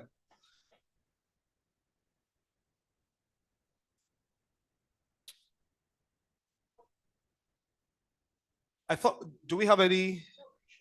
There's no audio. Play the, oh, okay. Okay, so at this point, I'm going to bring in Mr. Misan into the house. He'll be rendering poetry. A round of applause, please.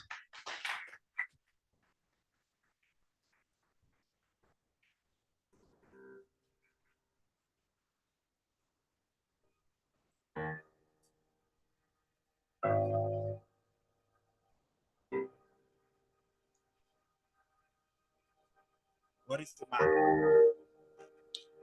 I'm sure society will try to tell you that it is all about being strong, but I beg to differ.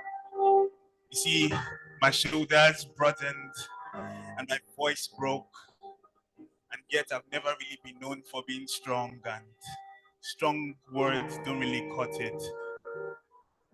And so if being a man is all about being stone-faced, stoic, and aggressive, I guess I failed from the start. Because the only time I was able to fight my tears was when I was born, and I didn't have a choice. And so I have this relationship with not being a man's man. I have come to tell myself that, well, I am nothing less if I do not like football, or if I love to spend my weekends, crafting food, for people to eat.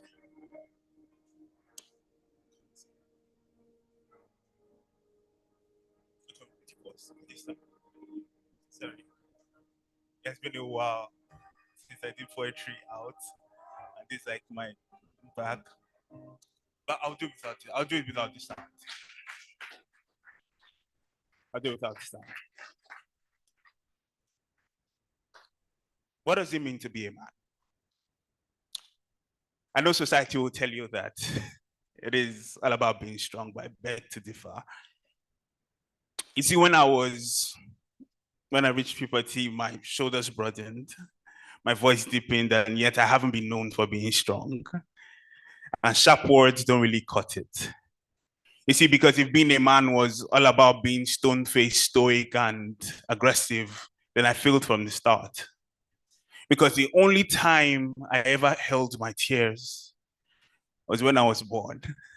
And I didn't have a choice about that.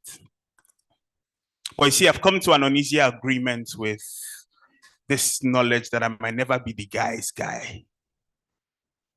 That there is nothing less about me that I don't like football, and I'd rather spend my weekends crafting concoctions for life-giving cuisines.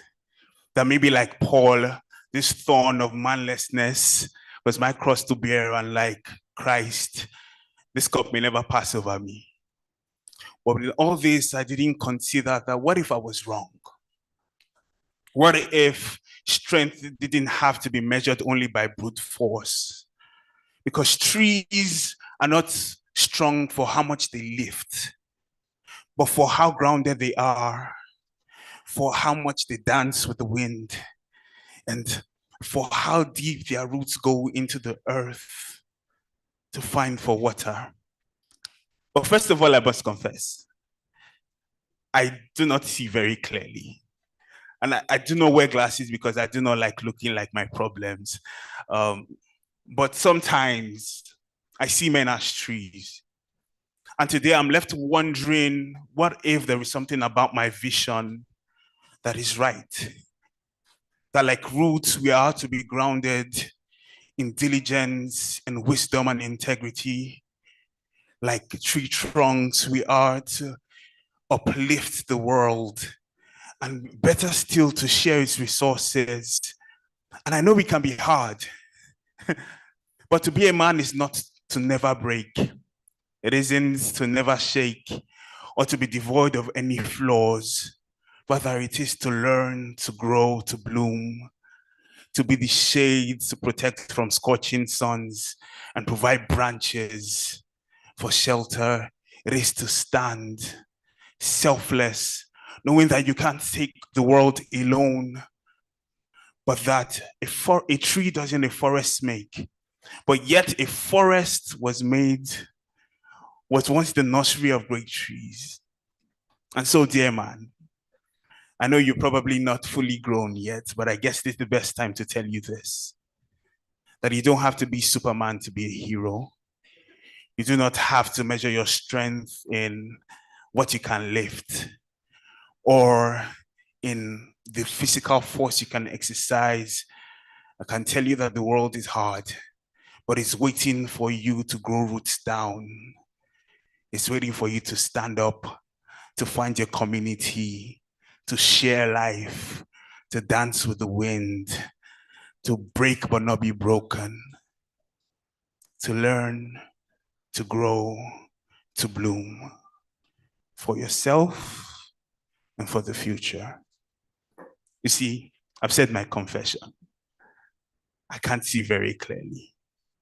And sometimes I see men as trees. But I think that there is some hidden truth in that idea. And if you ask me, I'll say yes. Thank you. Thank you very, very, very much, Ms. Ann. I can't see very clearly, but I see men as trees. Did you get the part where he also talked about the forest was once a nursery, right? So it takes a process. There are so many things we want to do. I know we have very little time, so we may have to jump into the next speaker. Apologies. So we're going to try and see how we can crash this as much as possible. So I must apologize for that. Do we have the next speaker queued up? So this speaker is going to be speaking to us from North America, if I'm correct. And I think he's online. So if we have his bio ready, I think we can play that right away. Emphasizes teaching young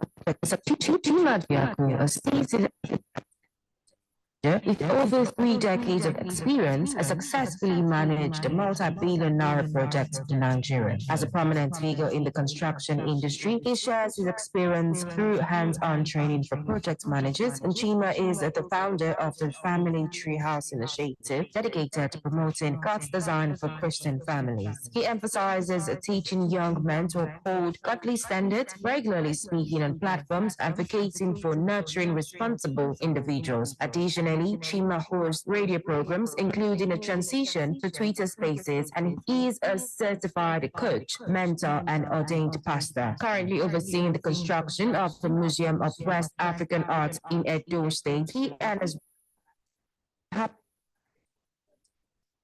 and 2 young men. And let's put our hands as we make welcome Chima Diaku.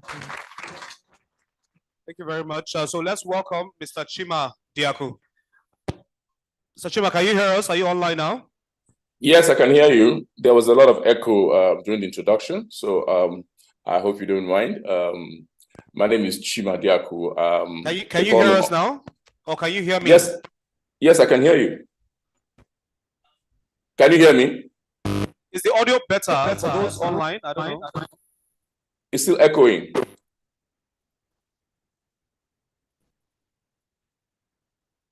It's Okay, still Mr. echoing. Chima, can you hear us?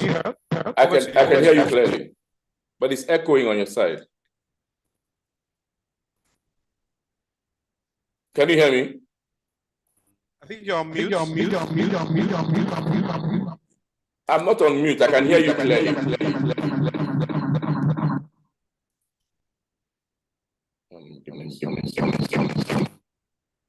There's an echo somewhere. Some speakers mics need to be turned off. Can you hear me? Hello? I can hear you. I can hear you. But I can't hear you anymore.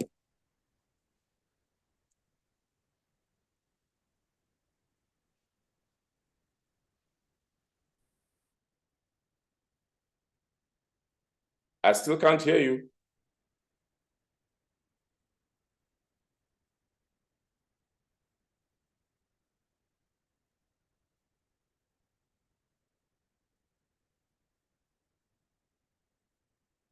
Wow. I still can't hear you. Okay, I can hear you now. Can you hear me? Yes. Yes, I can hear you now, but there's a little bit of echo. You need to take out speakers from around you, turn off all the speakers of those that are around you. Probably that will help because that's echo. All right. Hello, everybody.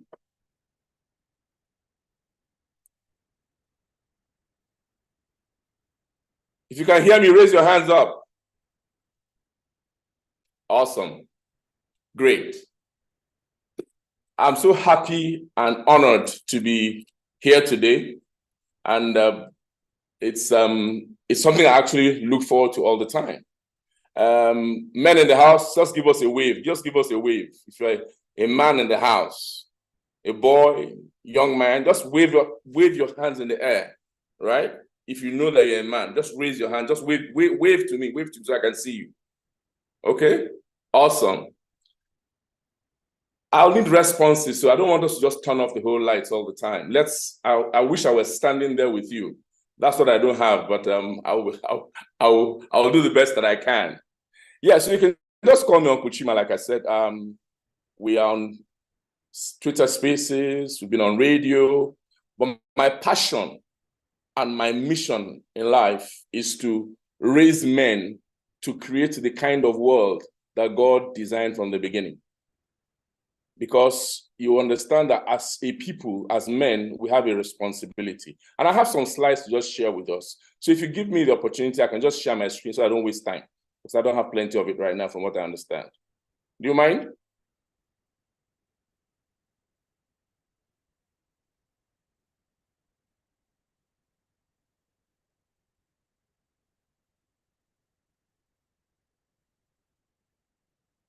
Awesome. Right. Okay, you can still hear me, right? Okay. From boys to role models. I'll just begin a little bit of introduction. I've had opportunity to raise men who are, boys who are now men, and they're also role models in their different areas of life. But my kind of assignment is a little bit not open. We are the clandestine, we are under the underground, we are inside of the trenches that people don't see. So we work in organizations, we work in churches, we work in where people work, and we just influence men to be men. Not just men, but to be role models. You will agree with me that our country today needs real men so that there can be a change. And I want you to change that narrative, and that's why I'm doing what I'm doing, okay? Good. So what are the outcomes of this session? Quickly. First, you need to know who you are. You need to understand your assignment and know how to prepare. The next, you need to embrace your position. These are the outcomes. Changing the narrative is what it's all about. So it's not just about being what everybody is. It's about being who you have been called to be. You can never be me, no matter how hard you try. You can't have my fine face. You can't have my beards. And so some people like it, right? You can't just be me.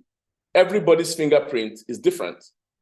And if you understand that, you will not be trying to live up to the next person.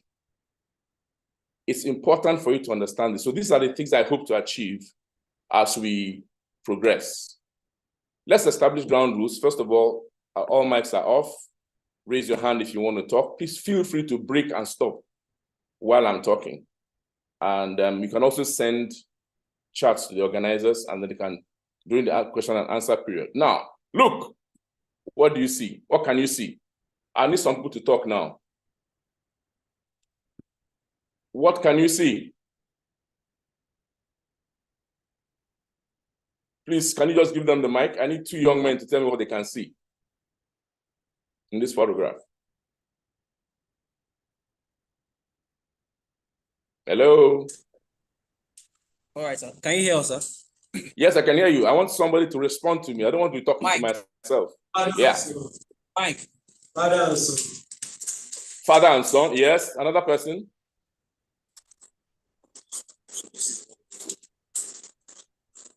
Mike, now give them. Let's make it quick.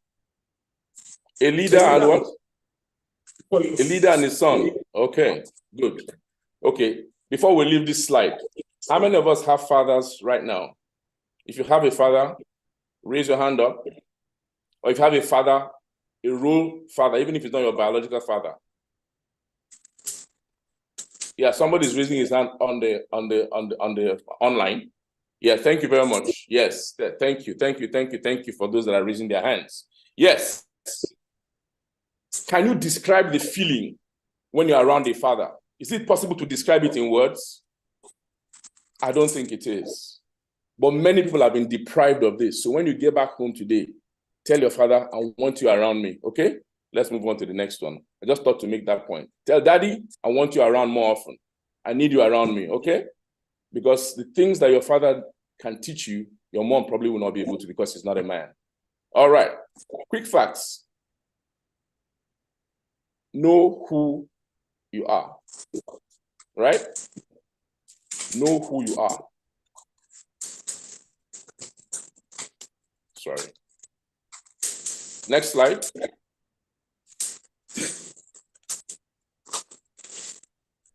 Oh dear. Yes. A boy is a male child, isn't it? That's what it is. That's what they tell us. Next, a boy is an immature man. So you need something to add to that boy to make him a man, and that's maturity. And this is the most important. As a man, if you are born a boy, the day you wake up and you cry, it's a boy, a responsibility is placed upon you. You carry the seed of the next generation within you, right? And immediately you're on assignment. Whether you accept it, whether you want it or not, it's foisted on you. Once you stand up and there's something in between your legs, right? You are on assignment. Why? The next generation and the future generations. One of the speakers talked about the number of, sperms that we're able to produce. That's why it's important for us to understand the gravity of the assignment that you are in. You're on assignment. Tell your neighbor you're on assignment. I didn't hear. Speaker, sorry, spiritual participator, maybe ask for. Yeah, one of the speakers needs to be on. I want to hear a response. Tell your neighbor who's sitting by your side, young man, you're on assignment. My friend, you're on assignment.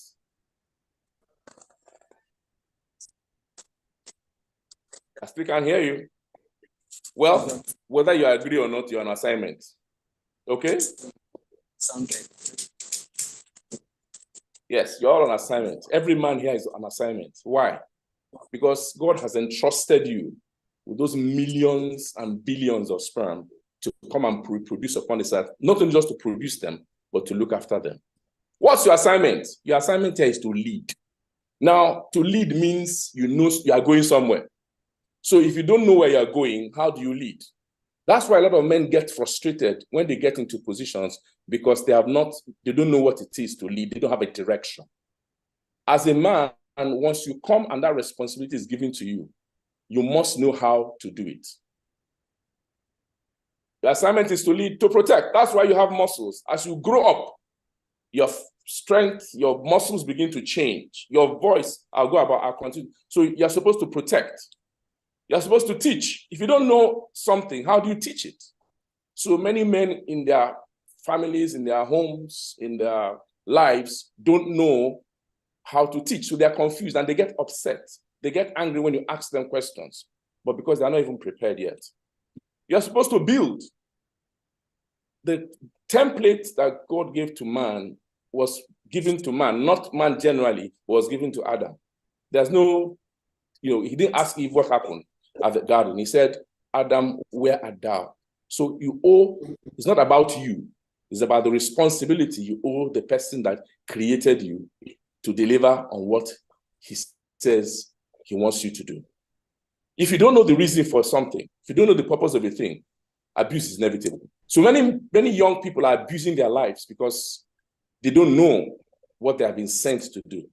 So this is just, I wish you will have the opportunity to have a longer session with me. I will open up this to you, but just in a nutshell, I'll just put it together because I have a short time.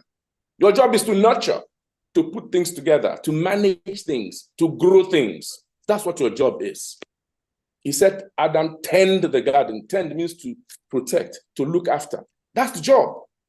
But a lot of times, the excitement of being a boy, that our mothers, hover around us, and you are the best thing that happened since sliced bread, it confuses us, and so we miss the point completely about what the assignment is and the seriousness that we should attach to it. I had somebody who taught me about fatherhood. I learned it firsthand. I grew up on the campus of the University of Ife, and my father was a lecturer there. And every night, as the first son, I would lock the door when the visitors go. And they kept on coming in the night. My father would counsel and talk to them. And I used to wonder what it was all about. And he would tell them the man was not being the man. No matter what the issue was, he said the man was not being the man. So what is the assignment then? God begins to prepare you for the assignment, and changes begin to happen to you in your body. I'm sure some of us, depending on what your age is, you must have seen some certain changes happen in your body, right? There are changes in your physical appearance. I talked about your muscles. Some of us have grown beards now.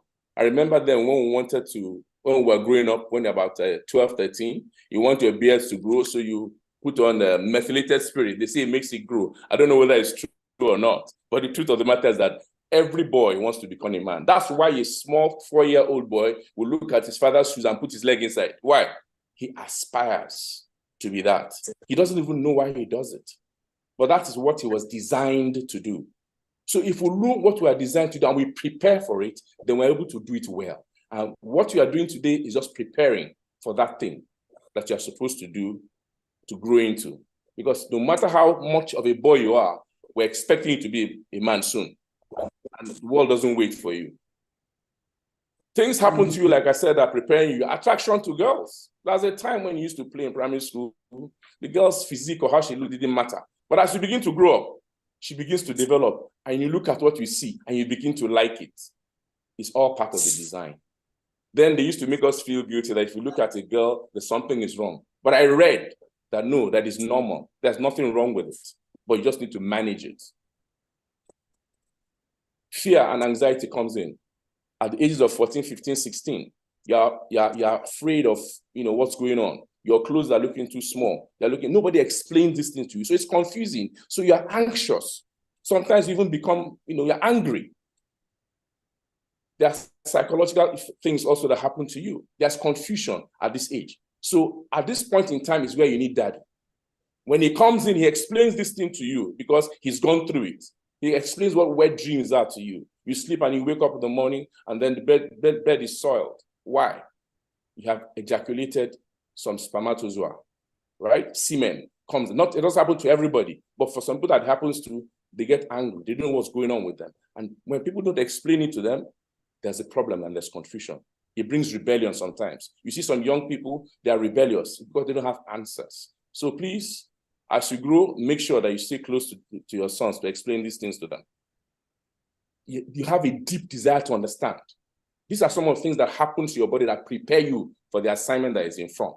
So as you grow, begin to look out for these things and find out how to deal with them. You have curiosity. That's why we begin to try out things. When we were in secondary school, there's nothing I didn't smoke. Why? I was just trying out things. I just wanted to know what it was all about. That's curiosity, because nobody explained to me. I drank plenty of alcohol for many years. We are the ones in the university that you lock up the woman, they close the shop and leave the keys for us. When she comes in the morning, we give account of what we have drunk. But God helps me, and he will help you in Jesus' name. Self-esteem issues. We have a low self-esteem. Many times we mask it with masculinity, and everybody is carrying our shoulders high. But inside of that facade, there's a deficiency. That deficiency is because you are confused, you are afraid. But as you begin to know and find out what it is, you will now begin to be more confident.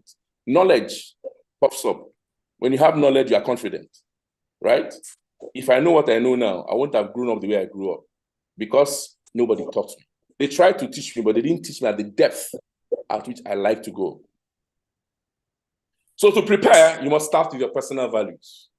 And these are the values that are going to guide you, whether somebody is there or not. I've had opportunity to do plenty of evil. I did plenty of evil, but as I grew up, I could continue in that line. But because of the values that I was taught, I knew I was a son. And sons of kings don't behave anyhow. And that's why I didn't get into the things that other people got into. I got into trouble. I had to drop those things because I knew I was a son. Sonship confers unto you responsibility. Responsibility means the ability to respond. So if you don't have ability, you cannot respond. I'll take it again. It's important that you just take this home. Sonship is responsibility. If you don't have ability, you don't know how to respond. Because the environment will be creating things for you. They will be creating challenges for you. But to be able to respond as you should respond is dependent on your ability. And that is why this preparation you are doing is important. You are the provider of the house. Whatever the person who you are married to is bringing is extra. The responsibility is yours, right? So these are some of the things that you need to have ability to do. If you don't have the ability to produce, how can you respond? That's why there's a lot of work. A lot of men commit suicide today because they don't understand this.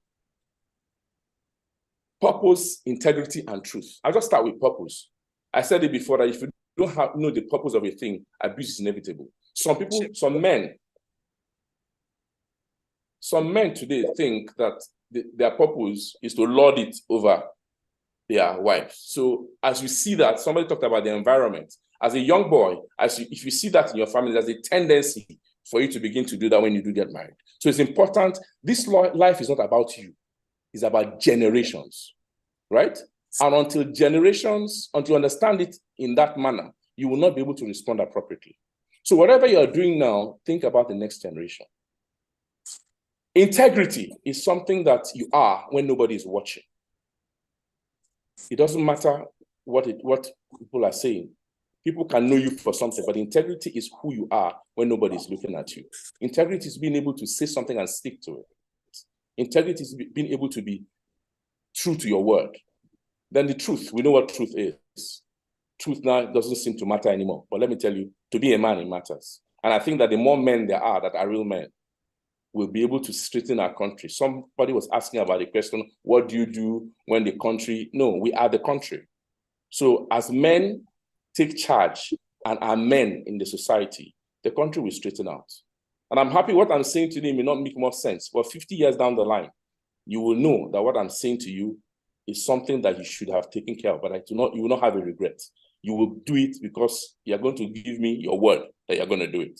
Okay? Courage. Courage is not the absence of fear.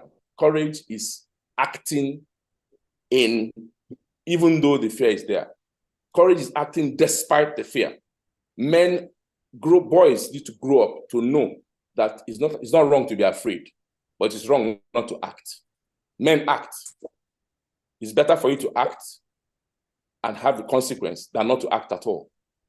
I run projects, and what I've discovered that most of the time, the problem is not doing the work, it's decision-making that wastes time. Identity, knowing who you are. Many times, they wanted me, my family, my father wanted me to be a medical doctor, but I hated blood. And I passed all the sciences, but the truth of the matter was that I was not interested in being that. So I knew who I was. And I said, sorry, I'm not going to be a medical doctor. They didn't like it, but I am today what I am. I trained as an architect, and I went into managing projects because, again, that's where I would meet people. You need to learn new skills. You must learn new skills. Everybody is learning the same thing. What are you suited to learn? Some people cannot play music, cannot play guitar to save their life. But because everybody is doing it, everybody jumps into music school. No, there's something that you are designed to do. I'm doing what I'm designed to do. And the successes that happen with it are what gives me joy. It's not the number of crowd that is following me, no. It's the number of lives that are affected positively. And I believe that after hearing what you're hearing and you begin to put these things to practice, we're going to have a better Nigeria, whether the devil likes it or not. We need to begin to hold ourselves accountable for these things.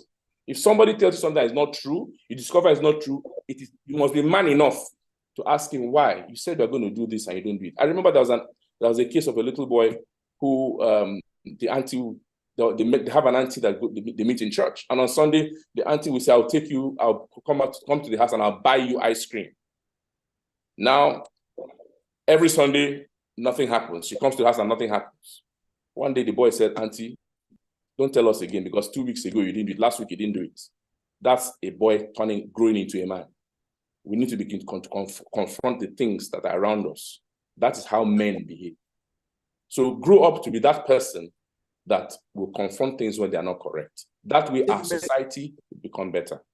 Sorry, I don't have accountability, responsibility, and you need to learn how to communicate. You need to learn how to talk. I hear some of us, especially when they're about 13, 14, we are trying to hold the microphone, we're trying to talk, and we're swallowing our words. No, speak out. You're a man for crying out loud.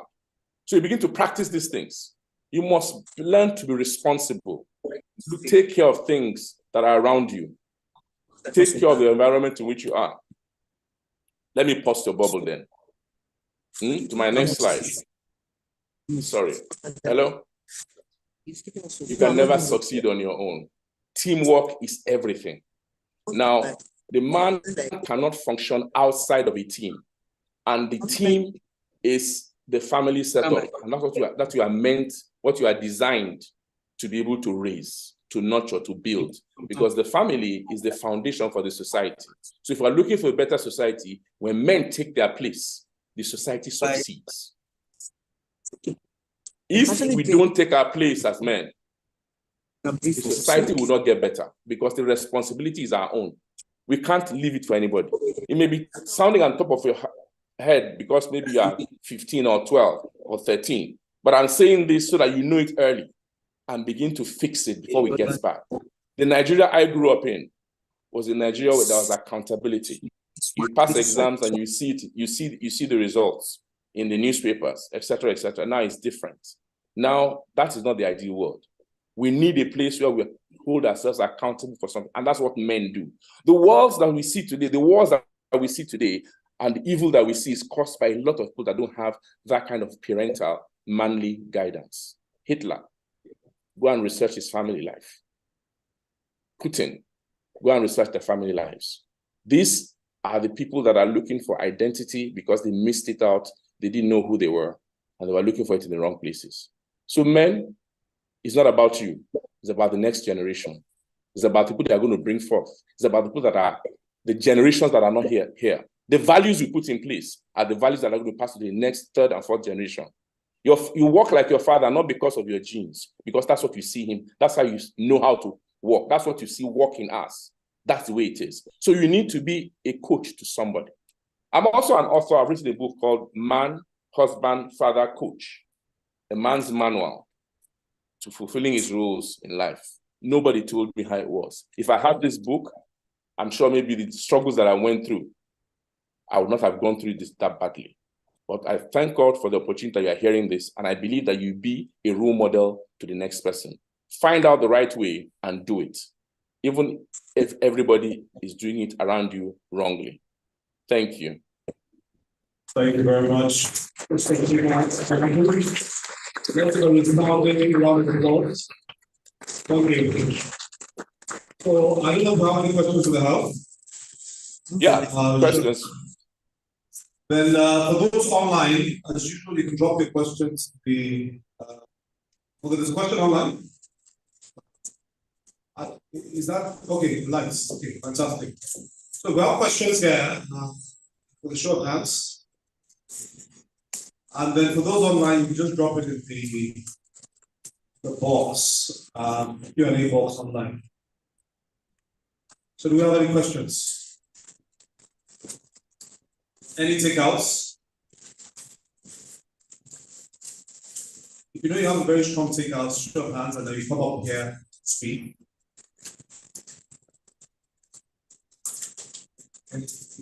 Anybody courageous enough to come and tell us what the takeout was? Yes, okay. Can you give the gentleman a mic, please?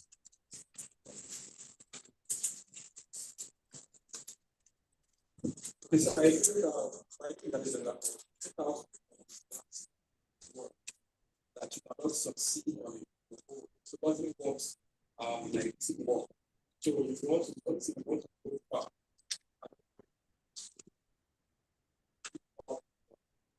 Yeah, the local fan. Please give the Bluetooth speaker. The Bluetooth speaker to the local fan. Thank you. Fantastic. Now the hands are coming up. Then I just want to know, for those of you that still have any questions, you can copy the details, email address, phone number on the screen. So please, the phone number is text only, WhatsApp only, please. Okay, WhatsApp only. Okay. Yeah. Then there's an Instagram page as well for those that like visual, and Twitter Space, now known as X. Yes. Okay. I have a question for you. No. Okay. Can you give the gentleman? Take out. Okay. You have to take out. So, Mr. Chairman, let's sharing the take out from your presentation. I think it was quite insightful. Please go ahead. Your name first, and then based on your growing up in the soul's president. Yeah, started taking responsibility of what we call trust. Okay, brilliant. Thank you. Can we keep an umbrella? So apologies, just have to take that. Can we take questions, please? Yeah. Well, what will happen is try to note all the questions and then I will lay that on to you because of time. Yes. We're giving a sign that we're very, very, very late in time. So at this point, I'm going to call Mrs. Fumi Adeyemi for our lecturation. Thank you. So welcome, madam. Good afternoon. Good afternoon, ma'am. Okay, I just want to share something that somebody told me like a week ago, which I think very important for you. So a friend of ours, I need that audio from there. my son,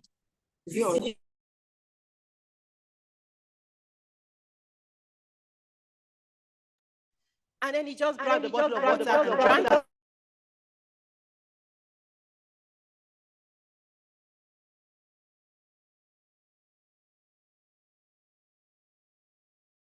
Tips.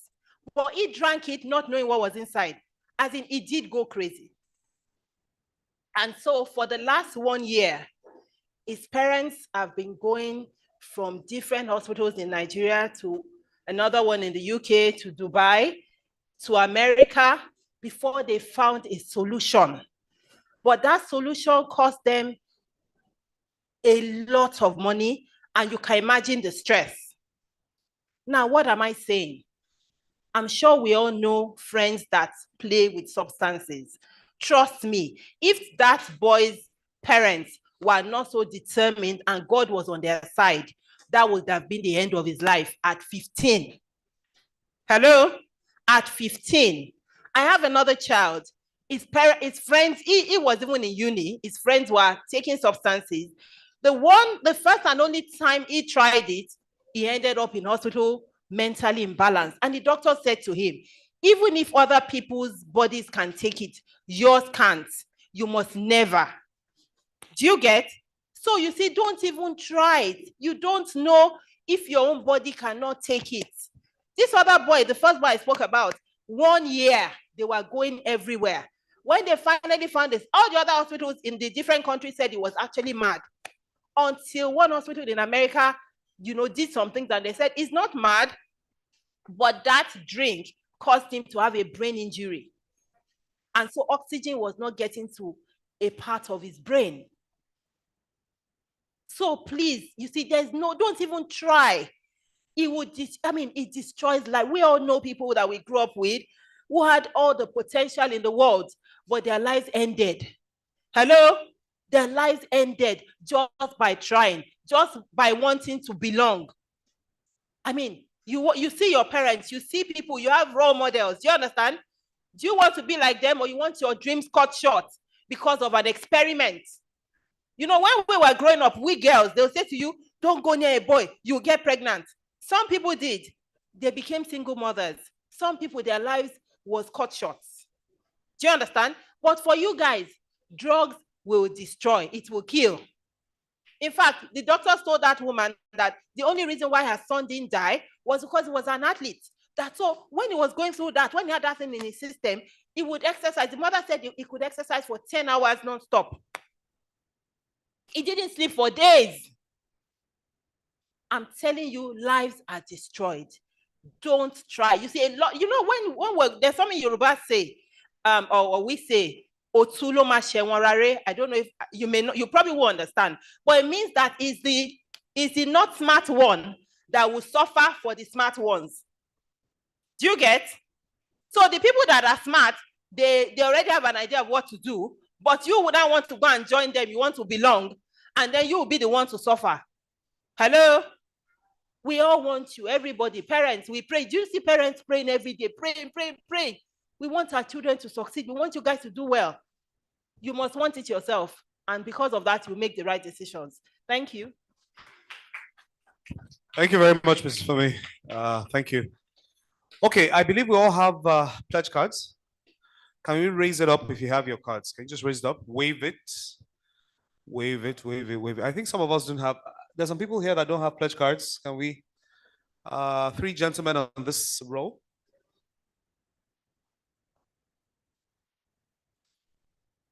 Okay, at the back, do we all have pledge cards? Can we just wave them? Okay. Okay.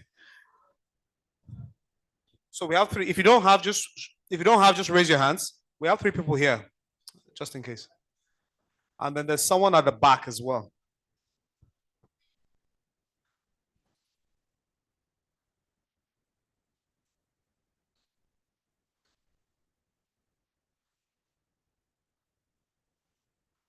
So I believe we've all had a very insightful session.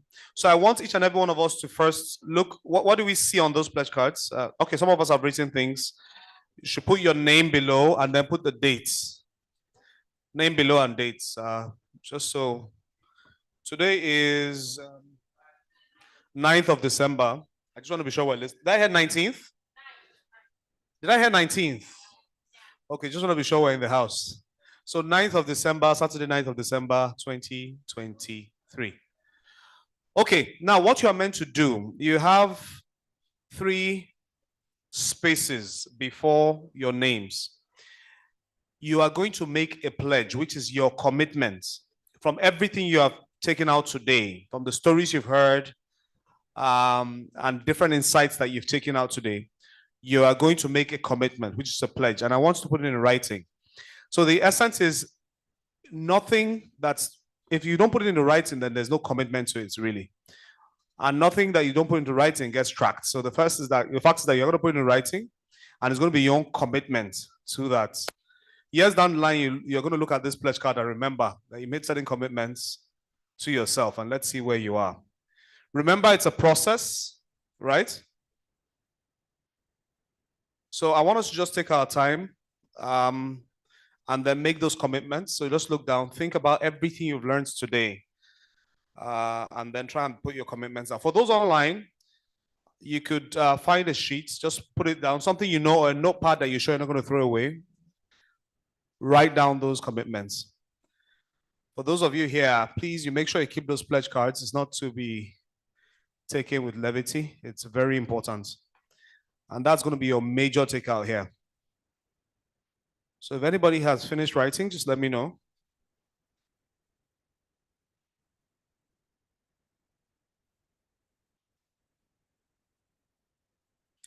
A forest was once a nursery of great trees.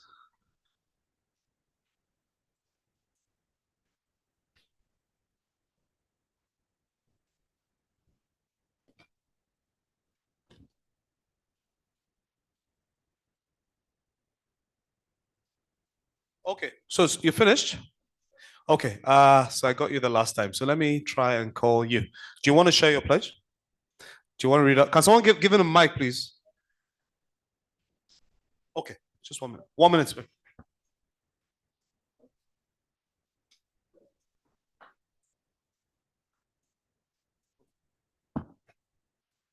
Okay, can we give him a mic? The gentleman here. You had your hand up, right? You're willing to share, right? Fantastic. That's brief.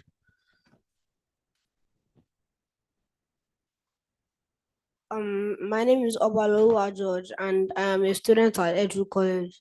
My 3 promises are that I promise to be more organized. I promise to never lose my things again, and I promise to never disgrace my family's name. Well, that's very powerful. Can we give him? Do we still have? We have the notepads and the pen as well. Can we just give him one as well? Okay. Let me come. I'm coming back here because I know you guys are very active. Let me see. You haven't spoken, have you? Can we give the gentleman here in the middle a mic, please? So your name and then your pledge. Obalulu, make sure you keep that pledge. Keep it. And okay. So your name and then your pledge. My name is Akbaji Michael Akinola. I promise to be a legacy. I promise to be contentment with what I have. And I promise to be useful for my country. That's brilliant. Legacy, to be content, and to be useful. Can we give him as well? Okay, any other pledges on? Okay, let me see. Hold on. Have I taken you? I haven't taken this gentleman. Have I taken you? Okay, let's give this. He had his hand up first, and then we'll come to you. My name is Dean Patrick from ST Schools. I promise to be intentional. Go ahead. Your name again? Dean Patrick. Okay, Dean Patrick. From Okay. ST Schools. I promise to be intentional, to tackle my problems step by step, and to be humble towards my journey of success. Fantastic. Humble, tackle his problems step by step. Bearing in mind that problems don't last forever, right? That's a brilliant one as well. So I said I was going to take you, so we'll come back to you as well. Actually,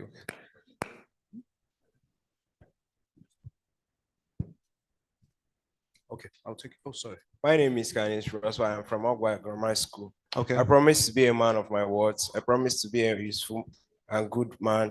I promise to be a man of commitment. A man of your words, resourceful, and useful man. Useful and commitments. And you have commitments, and oh, fantastic. Thank you. Give him as well. Let me come here. I haven't taken anybody. 1 minute. I haven't taken you, right? Okay. You had your hand up first, so let me have him. Yes. I promise to be a good person in life. A good person in life, you said. A good person. in Great. life. Fantastic. I promise to be a role model to others. You didn't mention your name. Oh, sorry. My Name name and is Maduka Lutana. Okay. School? I promise to be a role model to others. Jerry Summit Secondary School. So I promise to be a role model to others. I promise to be a life changer to other people, and I promise to be a good person in life. Fantastic. Nice one. You didn't mention your school. Jerry Summit Secondary School. Oh, okay. Thank you. Apologies. I was very distracted. Someone else. Okay. I said I was going to take you as well. I'll give this gentleman as well. So I'll come here. My name is David Riobut and I come from Jerry Summit Secondary School. Mhm. I promise to follow a good role model. I promise to become a good and respected man. And I promise to chase my dream. Fantastic. Fantastic. Thank you very much for sharing. I haven't taken you, but let me just take him. I saw his hand was up, it was persistent for a while. My name is Onunko Chukwebuka. Yeah. And I'm from Christian College, Idimu. Okay. I promise to always believe and have faith in God. Mhm. I promise to be humble, and I promise that one day I'll be a role model to others. Fantastic. Thank you very much for sharing. Can we also have no more? We still have key rings as well. So let me just come here. Oh, I haven't taken this gentleman. Oh, I haven't taken him. I haven't come here. Yes. Sorry. Excuse me. And then I'll take someone else. Don't worry. I'll take you next. My name is Joshua Nada and I'm from Temple School. I promise to put God's word first and spend more time on his word and get influenced by it. I Mhm. promise to avoid peer pressure and do things with integrity. I promise to leave a legacy that people remember me for. Thank you. That's brilliant. So legacy, God first. Okay. You know what? Can you give this gentleman? I know he's been raising his hand for quite a while. Then we'll go down there again. So we'll just take one more person. My name is Fermi Akewande and I'm from Temple School. I promise to always be the special change in my life. I promise to always believe in God and to fear God in everything I do. I promise to never go alone and everything requires teamwork. Oh, that's nice. Brilliant. Thank you for sharing. Let me just take this gentleman behind. Just one more. I haven't taken you today. Go ahead. I promise to succeed in life. I promise to get good grades and graduate from school with A+. And I promise to make the society a better place for all. Fantastic. Thank you very much. Can we give him? No. Sorry. Thank you very much. Okay, I'm coming to this side. Okay. Can we take him and then we'll go back? There's someone that's been raising his hand with that notepad. We'll take this too. More hands? Okay, then we'll come to you. So 1, 2, 3. My name is Ziko Ikechukwu and I'm from Jerry Summit Secondary School. Mhm. I promise to be better in life as a man and a boy. Actually, to have a great result and to make a good representative of myself in future and of. Very nice. Very nice. Thank you very much. Can we give him something too? Okay. There's someone that was raising with the book. Who was raising his hand with the book? Has he answered before? Okay, can give it to him. Then we'll come to the gentleman here. I promise to be a great person in life. Sorry, my name is Ayomide. School. Akombi, ST School. ST School. I promise to be a great person in life. I promise to take responsibilities, and I promise to explore greater possibilities that life has thrown at me. Fantastic. Thank you. Yeah, give him as well. And then let's come to this gentleman here because his hand was up for quite a while.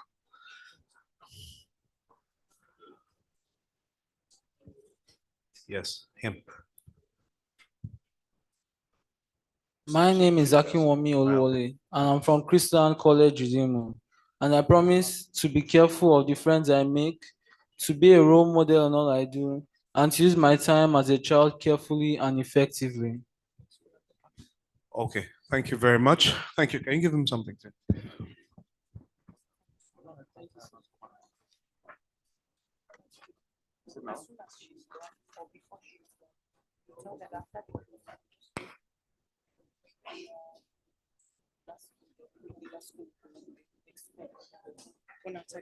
Okay, for those in ST, are you all walking out? Just give us a minute. Are they all going out together? Okay, at this point, guys, I may not be able to take everybody, but some things will go around. I want to call on Mrs. Tayo Ojutalaya, so she will give the closing remarks. And then what will happen, please, as soon as she's done, we're going to take the schools from the back. ST first, we'll take pictures, then the next school, and then Chrisland, like that, and then we'll call it a day. Okay? Yeah. Thank you very much. A round of applause, please. Hello, boys. Has this been useful? I'm hearing more from that side. Has this been useful? Thank you very much. I'd like to say thank you to all of you.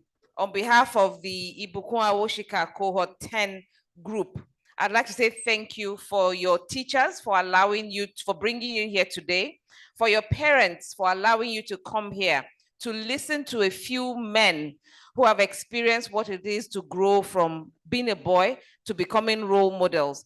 And I think that each and every one of you knows and has an idea now of what it is to be a boy and to grow to a role model. I'm going to read a short goodwill message as my closing remark that we received from Mrs. Idigbe, who is the founder of Boys to Men Foundation. She was unable to attend, but she sent a goodwill message, and I think it's very, very apt as a closing remark. It goes like this. Being a boy in society carries certain assumptions of roles and behavior. Being male or masculine and being human are not mutually exclusive. A man can be responsible and yet approachable. He can be firm yet kind, strong yet gentle. The 21st century calls for a different kind of man who, whilst accepting certain traditional roles, understands that he needs help to survive and to thrive, that he needs to change rigid mindsets that do not serve him or the society any longer. What are these changes that he needs to make in the way he thinks and addresses issues? This is an important consideration for them at the Boys to Men Foundation. And I think this is the message that you must have heard from the speakers today. So what am I saying here? We're asking you, young boys that are going to be future role models and men, that you take home the message that you have heard today. Go change your lives, change Nigeria, and change the world in a positive way. Good societies need good men. Become that good man. Thank you very much.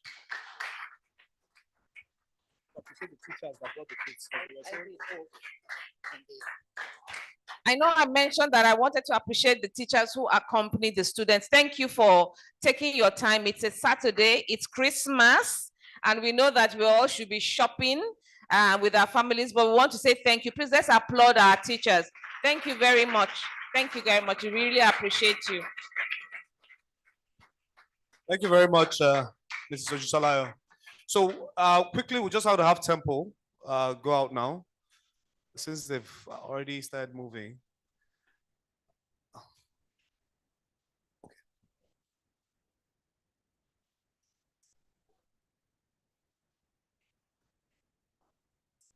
Not a problem. Okay, I don't know, maybe to just keep us busy, can we have the two reps from Chrisland? The two reps from Chrisland? The guys that wanted to participate in the game, let's do it.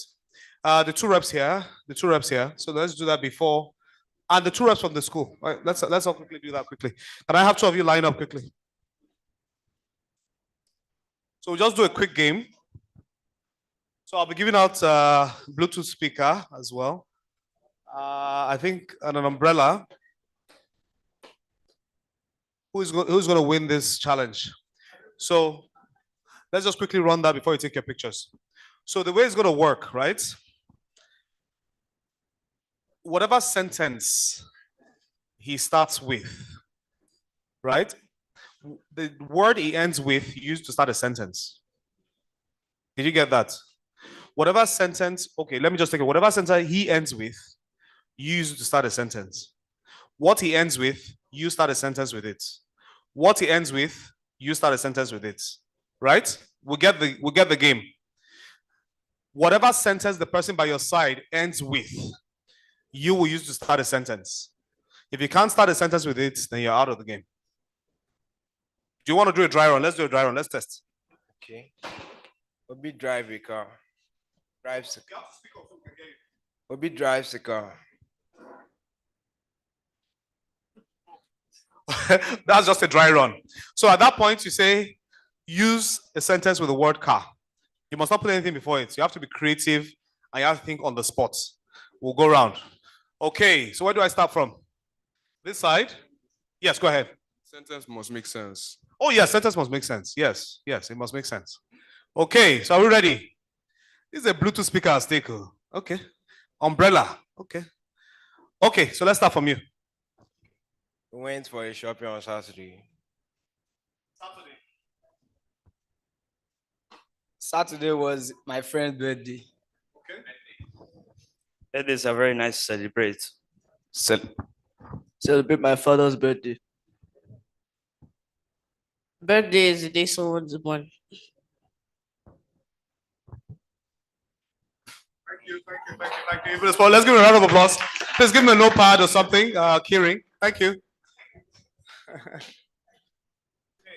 So you start the sentence now, go. Fried rice is amazing. I love fried rice. Thank you very much. Fried rice is amazing. You have started with amazing. Thank you very much. Give me something. Thank you. Okay, so we'll start from, okay, let's start from here.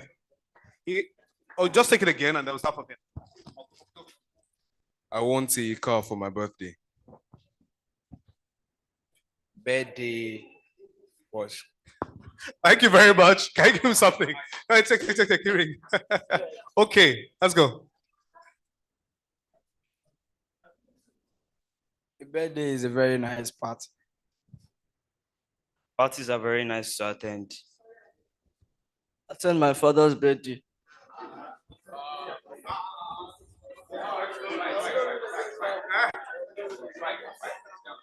He start with it.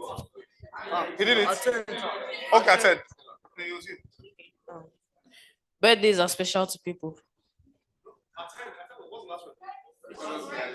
Okay, good. Okay. People do amazing things. Nice. Things are done in the right time. Time is unlimited. Unlimited data is available. Thank you. Give me something. Thank you for a fantastic sport. So your school can go out now, take pictures. Give you something as well. Okay. You can go out now and go take pictures outside. Then we'll continue. You can come back with. Okay. Go ahead. I went for a walk. I walk every Saturday. Thank you very much. I went for a walk. So I will walk. Okay, give me something. I went for a walk. You didn't start with walk. I said I walk every I. Thank you. Okay. These guys are hot. Okay, let's go. Walking can help to reduce weight. Weights are carried on my father's birthday. Birthdays are great. Great men do great things. Things can be bought on my father's birthday. Birthdays happen once a year. Yes, 365 days. Longer shall my father live. Long. Give him something. Okay, the commissioner is getting hot. Okay, 2 of you. Okay, let's go. I need a watch. You guys should hype your people now. Am I hearing hypey here? Am I hearing hypey here? Let me hear happy from here. Hype your man. Can I hear happy from here? Okay. I need a watch. Watch is still time. Thank you very much for the 2 champions. Hold on. So hold on. So what do we choose? What do you want? You're the winner. Within the Bluetooth speaker. Can you give him the speaker, please? No, that should be that. No, just we can remove the speaker from the just to be sure it's there. And then can we get the umbrella for him? Fantastic. Thank you very much, guys. Thank you. A round of applause for everybody. You're all winners. Thank you. Okay, next school ready? Can we bring the next school? Are you guys ready? Yeah, ready. Okay. Okay. Madam. When I'm going out, I'll give you an umbrella from MTN. Hope you use MTN line. Okay, I'll give you. I don't know. So, but give a last Bluetooth speaker for a competition. Okay, well. Yes, man. Thank you. Nice one, guys.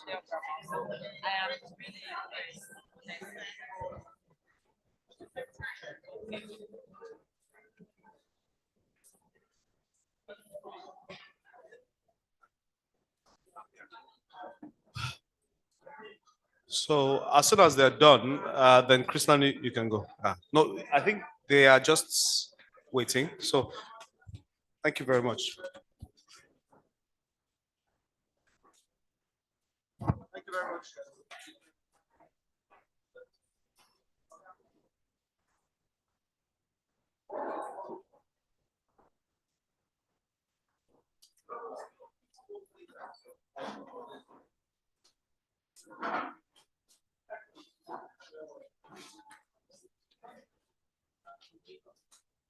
Her. This is what you used to turn it on, and this is what you switch it on.